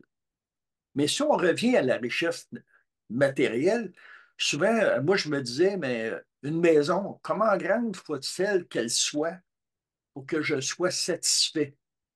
Alors, il y a des questions, des fois, qu'on doit se poser. Moi, j'ai été privilégié, j'ai été en affaires, j'ai eu la possibilité de faire de l'argent, mais l'argent, ce n'était pas mon but premier, comme tu disais, ce n'était pas une fin en soi. L'argent, c'était un moyen par lequel je pouvais faire autre chose. Malheureusement, aujourd'hui, il y a beaucoup de gens, l'argent, c'est une fin. Mais quand on est où on est dans la vie, avec le peu qu'on a, nous, on a vu, là, exemple, dans l'association, là, des gens là, qui n'avaient rien, pratiquement rien, là, qui étaient démunis et qui faisaient des dons. Moi, ça m'émerveillait, ça. Je me disais, mon Dieu, il est plus généreux que moi, cette personne-là, parce que lui, il n'a rien. Il est dans le besoin, puis il redonne. Moi, ça m'émouvait énormément. Et aujourd'hui, on peut se poser la question sur notre condition dans les pays. En fait, il y a des pays qui souffrent. Mais même dans notre société actuelle, quand on parle des démunis, là, il y a des gens qui sont dans la rue. Je ne sais pas qu'il y en a. Il y en a peut-être qui sont là parce qu'ils veulent être dans la rue, mais il y en a probablement beaucoup qui ne sont pas là par désir d'être là. Il y a des gens qui veulent réellement s'en sortir. Et ça nous demande à nous de réfléchir comment on peut aider ces gens-là. Moi, c'est quelque chose, je me pose souvent la question. Parce que Jésus ne donnait pas son argent à des fainéants, là. Il savait, lui, tu sais, il disait, je ne vais pas vous donner votre argent à quelqu'un là, qui ne travaille pas pour l'avoir. Mais il savait qui étaient les personnes qui étaient réellement en besoin. Et c'est à nous d'essayer de trouver, quand on veut redonner, qui est réellement dans le besoin. Puis quand on parle des biens en général, je me souviens avoir lu quand les 10 façons dont Jésus parlait de sa richesse, de comment dépenser sa richesse, ça m'a beaucoup, beaucoup influencé mon affaire, ça. Essayer de mettre en pratique ces choses-là. Mais ça va plus loin que ça. Des fois, on se dit, ben, je suis propriétaire d'une maison, j'ai un terrain. Puis moi, à un moment donné, j'étais assis, puis je réfléchissais à ça, ces richesses-là, puis je regardais, j'étais la nuit, je regardais les arbres sur mon terrain. Puis je me disais, mais ces arbres-là, là, dans le fond, là, ils ne m'appartiennent pas, moi. Ah, j'ai acheté le terrain, tous les arbres sont là, mais c'est pas à moi, ça. C'est pas moi qui a donné la vie à cet arbre-là. Il était là bien avant moi, puis il va être là après moi. Alors, tu sais, c'est une richesse, ça, qu'on a d'être capable de vivre dans la nature, souvent d'avoir un grand terrain. Mais on ne peut pas se permettre de couper les arbres parce qu'on décide que, oh, je ne l'aime pas, celui-là. Alors, il faut prendre soin de tout ce que Dieu nous donne. On est le gardien de ce qu'il nous donne et de favoriser toutes les autres. Même notre maison, d'inviter des gens à venir prendre le repas avec nous, de venir coucher chez nous. Puis il y a des gens ici que je connais qui le font largement. Alors, on ne peut pas se dire, nous, les lecteurs du livre du Rancio, d'arrêter souvent de dire, ah ben moi, si j'avais 1 million, là, je gagnerais la loto, là, je serais généreux. Non, non. Parce que si tu gagnes la loto et que tu n'es pas généreux là, il y a des fortes chances que tu ne seras pas plus avec ton million. Alors, il faut commencer avec le peu que nous avons. Comment on peut gérer ce que Dieu nous a donné? Comment on peut gérer? Et de cette gestion-là, premièrement, on va devenir un exemple sans s'en rendre compte pour les autres qui nous entourent et on va enrichir le monde. Alors, tous les propos de Jésus, là, contrairement, je ne veux pas te contredire, mais je pense qu'au niveau de nation, c'est sûr que ça ne s'applique pas. Mais au niveau de l'individu, ces choses-là s'appliquent. On peut tout gérer notre argent en fonction de ce que Jésus a dit. Et si il y en a qui ne s'appliquent pas, on peut, au niveau de l'éthique, regarder comment nous gérons ce qui nous est donné pour nous aider à progresser. Alors, c'est ce que j'avais à dire. Alors, merci beaucoup. Ça stimule d'autres réflexions chez moi. Oui. Ben, merci beaucoup, Gaëtan. Mais euh, par rapport à tes arbres que tu décides de ne pas couper parce que ça ne t'appartient pas vraiment, mais je trouve que je n'ai pas beaucoup entendu de commentaires sur la deuxième question, en fait, mais ça fait référence à ça. Les hommes civilisés cesseront un jour de considérer tout ce qu'ils contrôlent comme leur propriété personnelle et privée.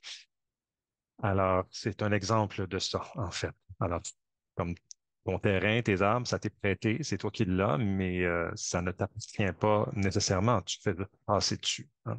Alors, merci pour ton commentaire. Et tout à fait très juste, hein.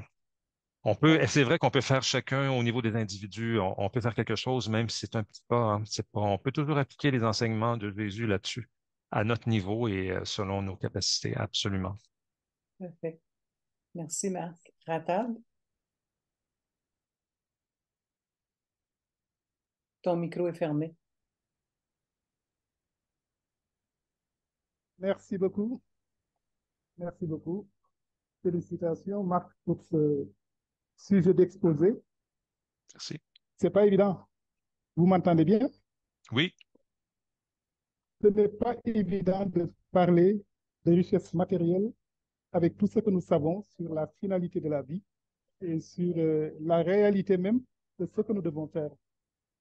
Quelqu'un qui a été instruit de la cinquième révélation d'Urantia a tendance à mettre en valeur beaucoup plus le côté spirituel que le côté matériel. C'est normal.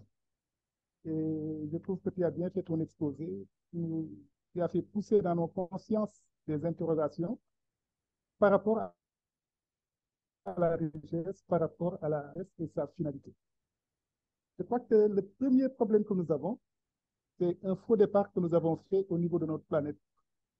Les événements malheureux qui se sont passés sur cette planète ont fait que l'humanité a très tôt été déviée de son axe. Je ne pense pas que si Kaligastia avait bien poursuivi son programme, nous n'en serions absolument pas là. Plus personne sur Terre n'aurait accordé autant d'importance à la matière que nous le faisons actuellement. Nous aurions été très tôt orientés vers ce qui a de la valeur. Nous commençons par le niveau matériel, c'est normal, nous sommes nés matériels et même à base animale. Donc c'est normal que nous commencions comme cela. Mais très tôt, on nous aurait poussé à une autre orientation. Et ça, c'est ce qui est prévu naturellement par le plan divin. Les richesses, comme vous l'avez dit, elles sont matérielles, morantielles, morales, spirituelles. Tout vient de Dieu en fait. Et tout vient de Dieu pour être donné aux créatures. Et les créatures, quand je dis créatures, c'est l'ensemble des créatures. Toute idée, tout investissement, tout travail, tout effort spirituel, toute signification qui apparaît dans la conscience d'une créature, la créature n'est qu'un chemin pour cela, mais Dieu le destine à l'ensemble de la création. Les pauvres humains que nous sommes installés là confortablement, quand nous adorons le soir, l'adoration que nous faisons, le Père universel le répand à toute la création. Nous en tirons un petit bénéfice avec notre ajusteur, mais le Père universel reçoit cette adoration et le répand en bénéfice pour l'ensemble de la création. C'est comme ça que fonctionne naturellement Dieu.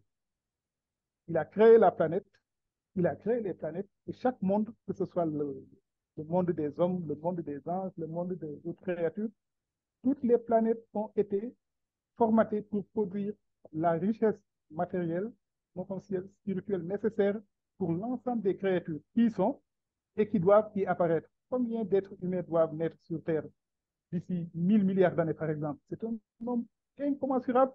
Et pourtant, la planète Terre, telle qu'elle a été projetée, est capable de satisfaire aux besoins successifs de ce nombre affolant d'êtres humains à venir.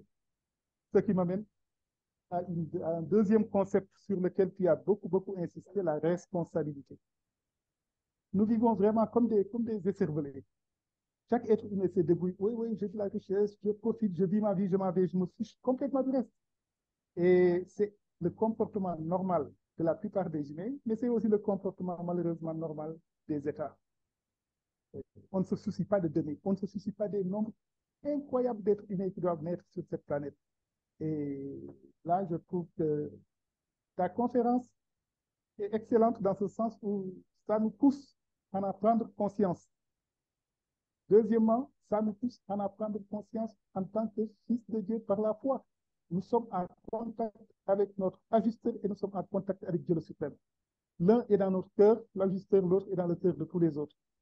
Ceux qui peuvent changer le monde, ce n'est pas les hommes. Hein. Les hommes, on ne peut avoir que de bonnes intentions et nous en ouvrir à Dieu de tous les problèmes que nous rencontrons. Mais celui qui change le monde, c'est Dieu le suprême.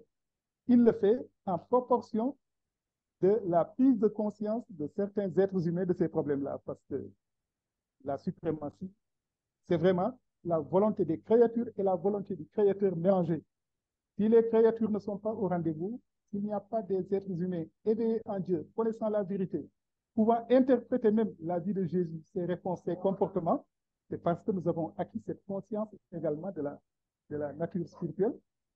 Et si nous ne faisons rien, si nous n'interpellons pas Dieu au travail, par la prière, parce qu'il n'y a pas d'autre solution, l'être humain n'a qu'à la prière à faire à Dieu. Nous ne contrôlons absolument rien, rien du tout. C'est par la prière et par amour que Dieu répond à cette prière et nous permet de pouvoir vraiment changer le monde. Nous sommes la lumière, les yeux de Dieu.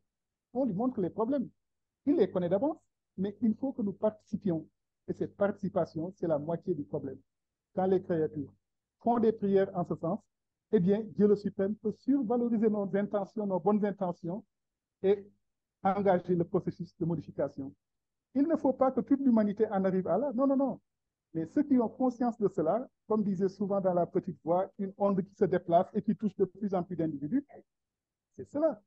Vous voyez Jésus en tant qu'individu, tout ce qu'il a provoqué sur cette planète, tout ce qu'il a développé comme potentiel qui était enseveli. Donc, merci beaucoup. Ton exposé me touche beaucoup et remet beaucoup de choses en moi et nous montre que ce qui est aussi essentiel, c'est la richesse spirituelle. Très tôt, les hommes émergent dans la matière ou même dans les mondes moraux. Quand l'humanité en accès à un niveau plus spirituel, les hommes pourront difficilement même voir qu'ils ont accordé, il fut un temps, ils ont accordé de l'importance à la matière. Donc, c'est parce qu'on ne connaît pas autre chose. On est ignorant. On a été désaxé. Et la théorie de Lucifer, qu'est-ce qu'elle a dit? Le Père universel n'existe pas. La spiritualité n'existe que l'énergie et la matière. Et toute la civilisation actuelle de cette planète ne fait que tourner en rond autour de cela. On a exclusé les autres choses qui sont très intéressantes, notamment la finalité qui est la spiritualité. Les planètes, même dans leur développement normal, vous voyez ce qui se passe. Sur la planète voisine qu'on nous a citée, il faut travailler 1 heure par jour pour assurer sa subsistance matérielle. Parce que la matérialité, c'est peu de choses. L'entretien du corps, oui. On te remercie pour ton commentaire. On te remercie, mon frère. Merci beaucoup, ça tombe bien. Merci. Gilles? Oui. OK. Je voulais soumettre un point qui est un peu tangentiel. Je pense pas complètement hors sujet, mais c'est ta présentation, Marc. Je pense que ton micro est encore fermé, Gilles. Non, il n'y a pas de... On ne t'entend pas. Vous entendez mieux comme ça? Ah, oui, ça va. Vraiment un problème avec le micro. Désolé pour les problèmes techniques. Donc, je disais, ta présentation, Marc, a fait l'éloge du côté pratique de Jésus, comme quoi il n'était pas complètement contre les richesses et le travail pour créer des richesses matérielles qui étaient bien utilisées. Mais d'un autre côté, il y a certains enseignements qu'il donne aux apôtres, en particulier au fascicule 165, section 5, où, je ne vais pas rentrer dans les détails, mais enfin, il parle de complètement ne pas se soucier des besoins matériels, que si vous êtes complètement dédié en tant qu'apôtre, il y a plusieurs phrases, mais si vous êtes inquiet de votre nourriture et de votre boisson, en quoi êtes-vous différent des nations du monde qui cherchent ces nécessités? Consacrez-vous à votre travail, à la conviction de mon Père et moi. Laissez-moi vous assurer une fois pour toutes que si vous dédiez votre vie à l'œuvre du royaume, tous vos besoins réels seront satisfaits. Voilà, donc c'est un peu l'extrême opposé du spectrum, et ce que Jésus a quelque peu démontré, enfin franchement démontré, je pense, vers la fin de sa vie, Alors, comment concilier l'enseignement en pratique? Oui, on a besoin de travailler, si on le fait équitablement. Et d'un autre côté, quand on est vraiment complètement dédié en tant qu'apôtre, si on désire aller jusque-là, à faire la volonté du Père et à servir le monde, plus aucun souci. Voilà. Je pense que, merci pour votre point, il est très intéressant. En fait, je retiens le mot souci. Hein, Jésus, dans la présentation, je dis, Jésus avait rien contre la richesse, mais contre l'anxiété qui est causée par le besoin de la richesse. Et je pense que ça fait référence à ça. On parle aussi dans le livre du Rancière de la proactivité de Jésus. Je pense que oui, Dieu va toujours, dans la mesure du possible, évidemment dans la mesure de la situation dans laquelle on est, Dieu va toujours nous appuyer et va toujours, c'est surtout les apôtres ou les gens qui sont dédiés à faire progresser le royaume de Dieu. Je pense que oui, je pense que Dieu est toujours derrière. Mais on dit aussi que Jésus, si on regarde, il était proactif. Je veux dire, proactif dans sa façon d'aller rechercher de la richesse. Alors, moi, je pense que ce que vous soulevez, ça a rapport avec l'anxiété qui est parfois causée chez certaines personnes d'avoir absolument, d'avoir la peur de manquer de quelque chose. C'est à ça, je pense, enfin, selon moi, c'est ma façon d'interpréter, là, mais ce que vous dites, c'est vraiment l'anxiété de manquer de quelque chose. En quoi vous êtes différent des autres si vous avez peur de manquer de quelque chose? Alors, je pense qu'il faut avoir confiance, mais en même temps, il faut être proactif, comme Jésus l'était. Jésus était très proactif dans sa vie. Là, il a travaillé, il est allé, il fait différents métiers. En fait, le point que j'amenais tout à l'heure, c'était de dire, durant ma présentation, les gens qui se mettent en état d'attente que les choses vont arriver simplement en demandant. Oui, Dieu va pourvoir à nos besoins, mais dans la mesure où on va aller les chercher aussi. Hein. C'est toi et le ciel t'aidera. Et je pense que votre commentaire fait vraiment plus référence à l'anxiété qui est provoquée par le fait de devoir aller chercher de quoi se nourrir, de quoi se loger, de quoi. Et c'est une réalité bien présente. Là, il y en a qui la vivent, cette anxiété-là. En même temps, c'est ça.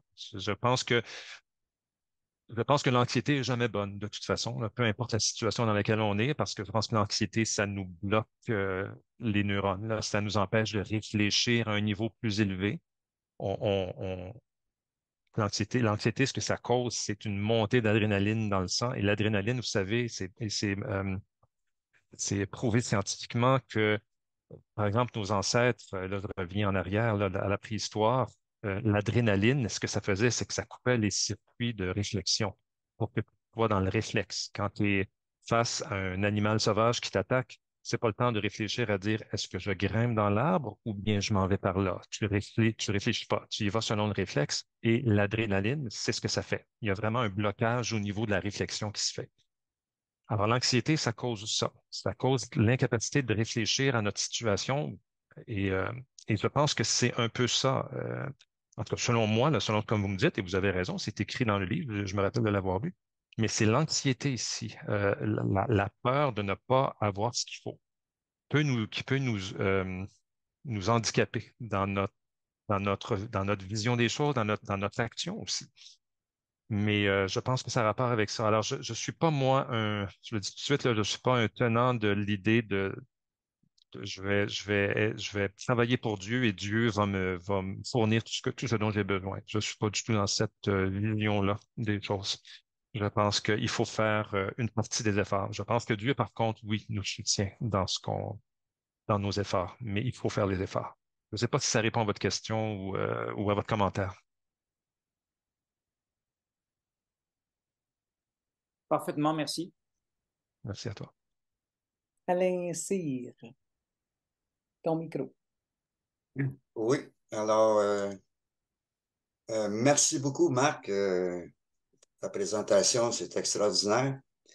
Moi, ce qui me vient à l'esprit, suite un peu à ce que Hatab a mentionné, Gaétan, peut-être d'autres, c'est qu'en fait, nous ne sommes que des fidéicommissaires de ce que nous possédons.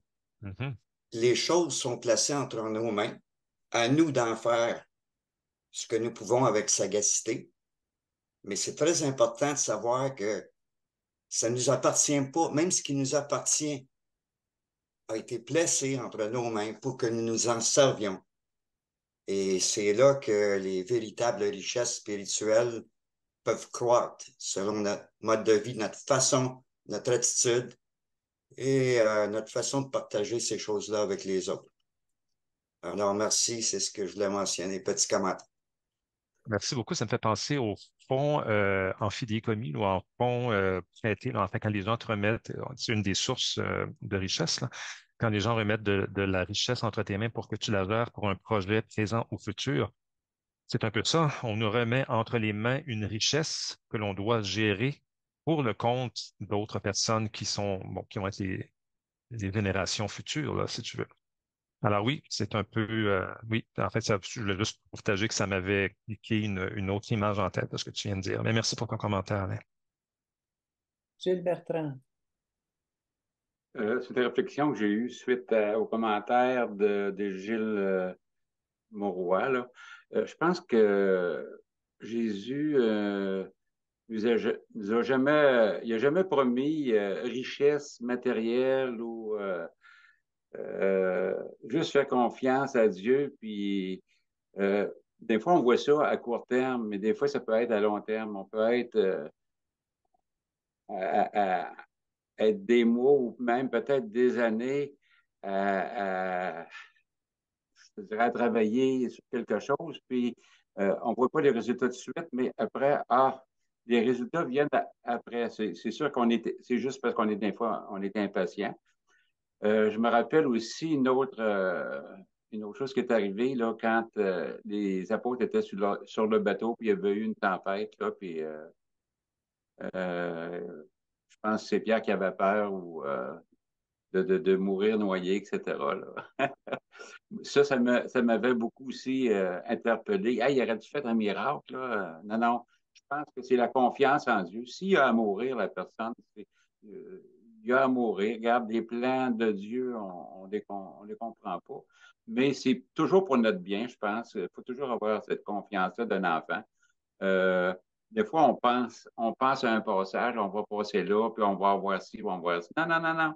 Des fois, tu passes par des tribulations, puis après ça, après quelques mois, quelques années, hey, une chance que j'ai vécu ça, une chance que j'ai pu traverser cette épreuve-là. Alors, c'est une piste de solution là, concernant un petit peu des interrogations. C'est pas encore terminé dans mon cas, là, ces réponses-là, mais je ferai confiance un jour que j'aurai des réponses claires. En effet, Gilles, on n'est pas rendu. On est en chemin, par exemple. Est-ce que quelqu'un d'autre voudrait faire des commentaires? Un petit commentaire, un dernier petit commentaire. Oui, Elisabeth, ton micro est fermé. Merci. Je voudrais joindre ma voix au concert de louanges. Je suis tout à fait d'accord. J'ai vraiment aimé cette conférence, sachant que moi, je vais aborder ma réflexion sur un autre angle. C'était une conférence difficile, sur un sujet difficile, parce que aujourd'hui, le sujet de l'argent est stigmatisé, est connoté à tous les niveaux et dans différents domaines. Quand on en a, on est regardé de travers et c'est louche. Et quand on n'en a pas, c'est qu'on est de toute façon quelqu'un qui a raté quelque chose, sinon sa vie entière. Donc, même d'un point de vue dans certaines religions, j'ai écouté une conférence cette semaine sur des particularités en lien avec le terme judéo-chrétien précisément, qui est un terme qui fait beaucoup débat en ce moment. Et on expliquait justement que les problèmes de l'usure et que certains peuples avaient pu pratiquer l'usure et s'étaient enrichis, alors les autres qui n'avaient pas le droit les enviaient et les jalousaient et en même temps les critiquaient. Et on en est en fait resté un peu fixé sur quelque chose qui est comme ça, qui est mal défini, qui est mal digéré dans la société. Et non seulement mal digéré, mais mal géré aussi, pour faire un mauvais jeu de mots. Et, euh, et je trouve que c'est très courageux de faire cette conférence qui donne un sens très positif globalement à notre relation à l'argent et encore une fois à l'exemple que Jésus nous donne dans dans cette relation, même si dans notre époque c'est quand même extrêmement difficile.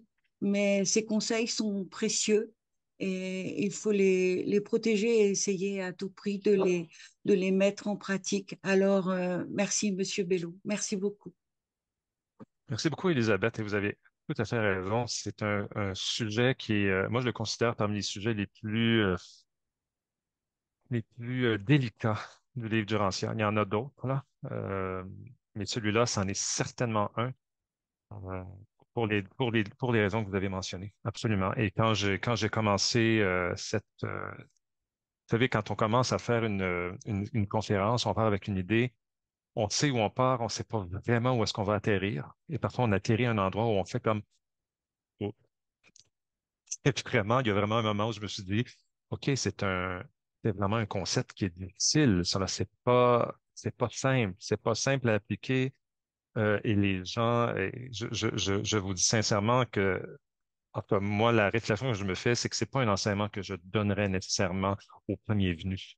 Je pense que je dis, je pense qu'il faut faire très attention à ce genre d'enseignement-là parce que, vous l'avez très bien mentionné, c'est vrai que tout ce qui s'appelle monétaire, tout ce qui s'appelle richesse, et il y a un côté très noir à ça. Alors que finalement, là, quand on regarde les choses, hein, si je ferais un comparatif, dans notre vie, il y a l'esprit, il y a l'esprit, il y a le mental et il y a le corps. Alors, ce sont trois réalités qui sont souvent mentionnées, hein, spirituelle, intellectuelle, mentale, matérielle. C'est cette trilogie ou trinité de mots qui revient souvent.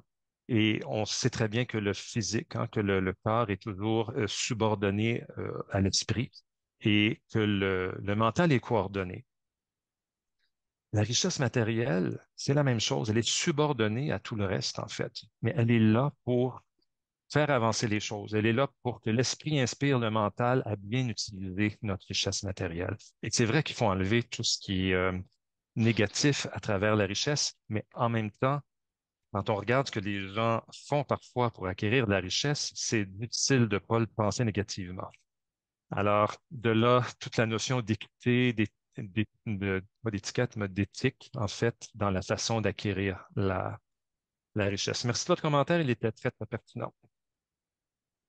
Merci, Marc. Alors, on prend un dernier commentaire. Amsator. Oui, merci Lille. Merci Monsieur Bello. Merci beaucoup. Moi, c'est une question plutôt. Est-ce justement ce que mettait en exergue Elisabeth et que vous avez balayé? Amsator, Oui, juste ranger ton micro un petit peu plus loin. oui.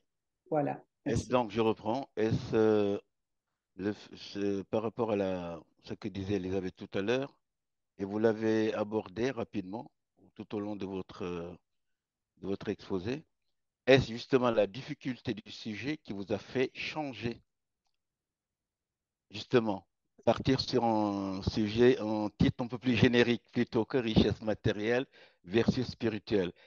Et pour ma part, à vous entendre parler, répondre à Elisabeth, je trouve dommage parce que là, l'argumentaire que vous faites, je pense, aurait permis justement de tenir les deux, richesse matérielle versus spirituelle. Alors que dans le terme générique, c'est pour ça, je pense que c'est monsieur qui disait effectivement qu'il posait sa question un peu tangentielle.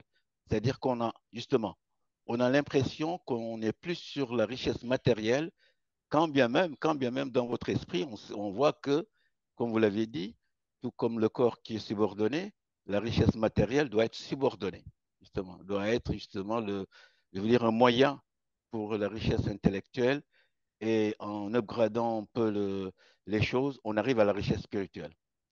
Voilà, c'était une question que je vous posais. Est-ce que ce sont toutes ces considérations qui vous ont fait changer justement le titre? Merci. Oui, oui. Ben, alors vous auriez conservé le titre premier, c'est ça? Ce que vous me dites ou Oui, oui, oui, j'aurais OK. conservé, oui, oui. Ben, non, je conserve mon idée. Je pense qu'on doit être des créateurs de richesse. Là où je suis un peu d'accord avec vous, mais je l'ai un peu expliqué au début de la présentation, c'est que quand on met un titre comme créateur de richesse, il a fallu que je parle de toutes les richesses. Donc, la richesse spirituelle, intellectuelle et matérielle. Mais on s'entend qu'on a seulement 1 heure et qu'on ne peut pas traiter en 1 heure. Mais quand j'ai commencé, ma première préoccupation lorsque j'ai commencé cette réflexion, c'était les gens ont une vision négative de la richesse, un petit peu comme ce qu'Élisabeth disait. Et c'est ça qui m'a allumé au niveau, pardon, de ma recherche. Et je me suis dit, ben, est-ce que c'est pas négatif, la richesse? Ça dépend ce qu'on en fait. La richesse, c'est un outil. C'est comme le feu. Le feu, c'est comme si on dit, c'est pas négatif, le feu. C'est quelque chose qui a poussé l'humanité, qui a été extraordinaire. Mais en même temps, le feu, si tu l'utilises mal, ben oui, tu peux faire du tort. Tu sais, c'est la même chose avec la richesse. Utilisons-la comme il faut et utilisons-la de façon juste et éthique. Et c'est un outil formidable. C'est comme le pouvoir, c'est la même chose. Est-ce que le pouvoir est négatif? Oui, ça peut être négatif, mais ça dépend comment on l'utilise. Jésus était un être de pouvoir. Il a très bien utilisé le pouvoir pour l'avancement de tout le monde et l'avancement de notre planète, de son univers. Le pouvoir n'est pas négatif. C'est ce qu'on en fait qui est négatif. Mais je continue, je conserve le titre, même si je vais pas parler des deux autres richesses, parce que la conclusion à laquelle je suis arrivé, c'est qu'il n'y a pas de contradiction entre ces deux richesses-là. Le versus qui me dérangeait, le versus, richesse spirituelle versus richesse matérielle, pour moi, ça n'avait plus de sens après la réflexion que j'ai faite. Et c'est là qu'est le problème. En fait, les gens mettent ces deux richesses-là parfois en contradiction, ce qui est faux. Il n'y a pas de contradiction, puis on utilise bien euh, la richesse. Mais je conserve mon titre et peut-être que je ferai une prochaine conférence sur la richesse spirituelle et une autre sur la richesse intellectuelle. En Merci de votre substance, temps. c'est ce que je suggérais justement, en substance. OK, La conclusion que d'accord. vous faites. Voilà. Merci Écoute, beaucoup. écoute, Marc, ben, décembre l'année prochaine, tu as Ça y 1 est, an pour te préparer. Oui, elle est en train de me oui, signer le contrat, elle, là. oui. Merci, Marc, pour cette excellente présentation qui a été bien reçue, je pense, par tout le monde. À chacun de vous qui êtes là, qui êtes restés jusqu'au bout, un gros merci de votre présence, parce qu'autrement, si vous n'étiez pas là, on n'en ferait pas de conférence.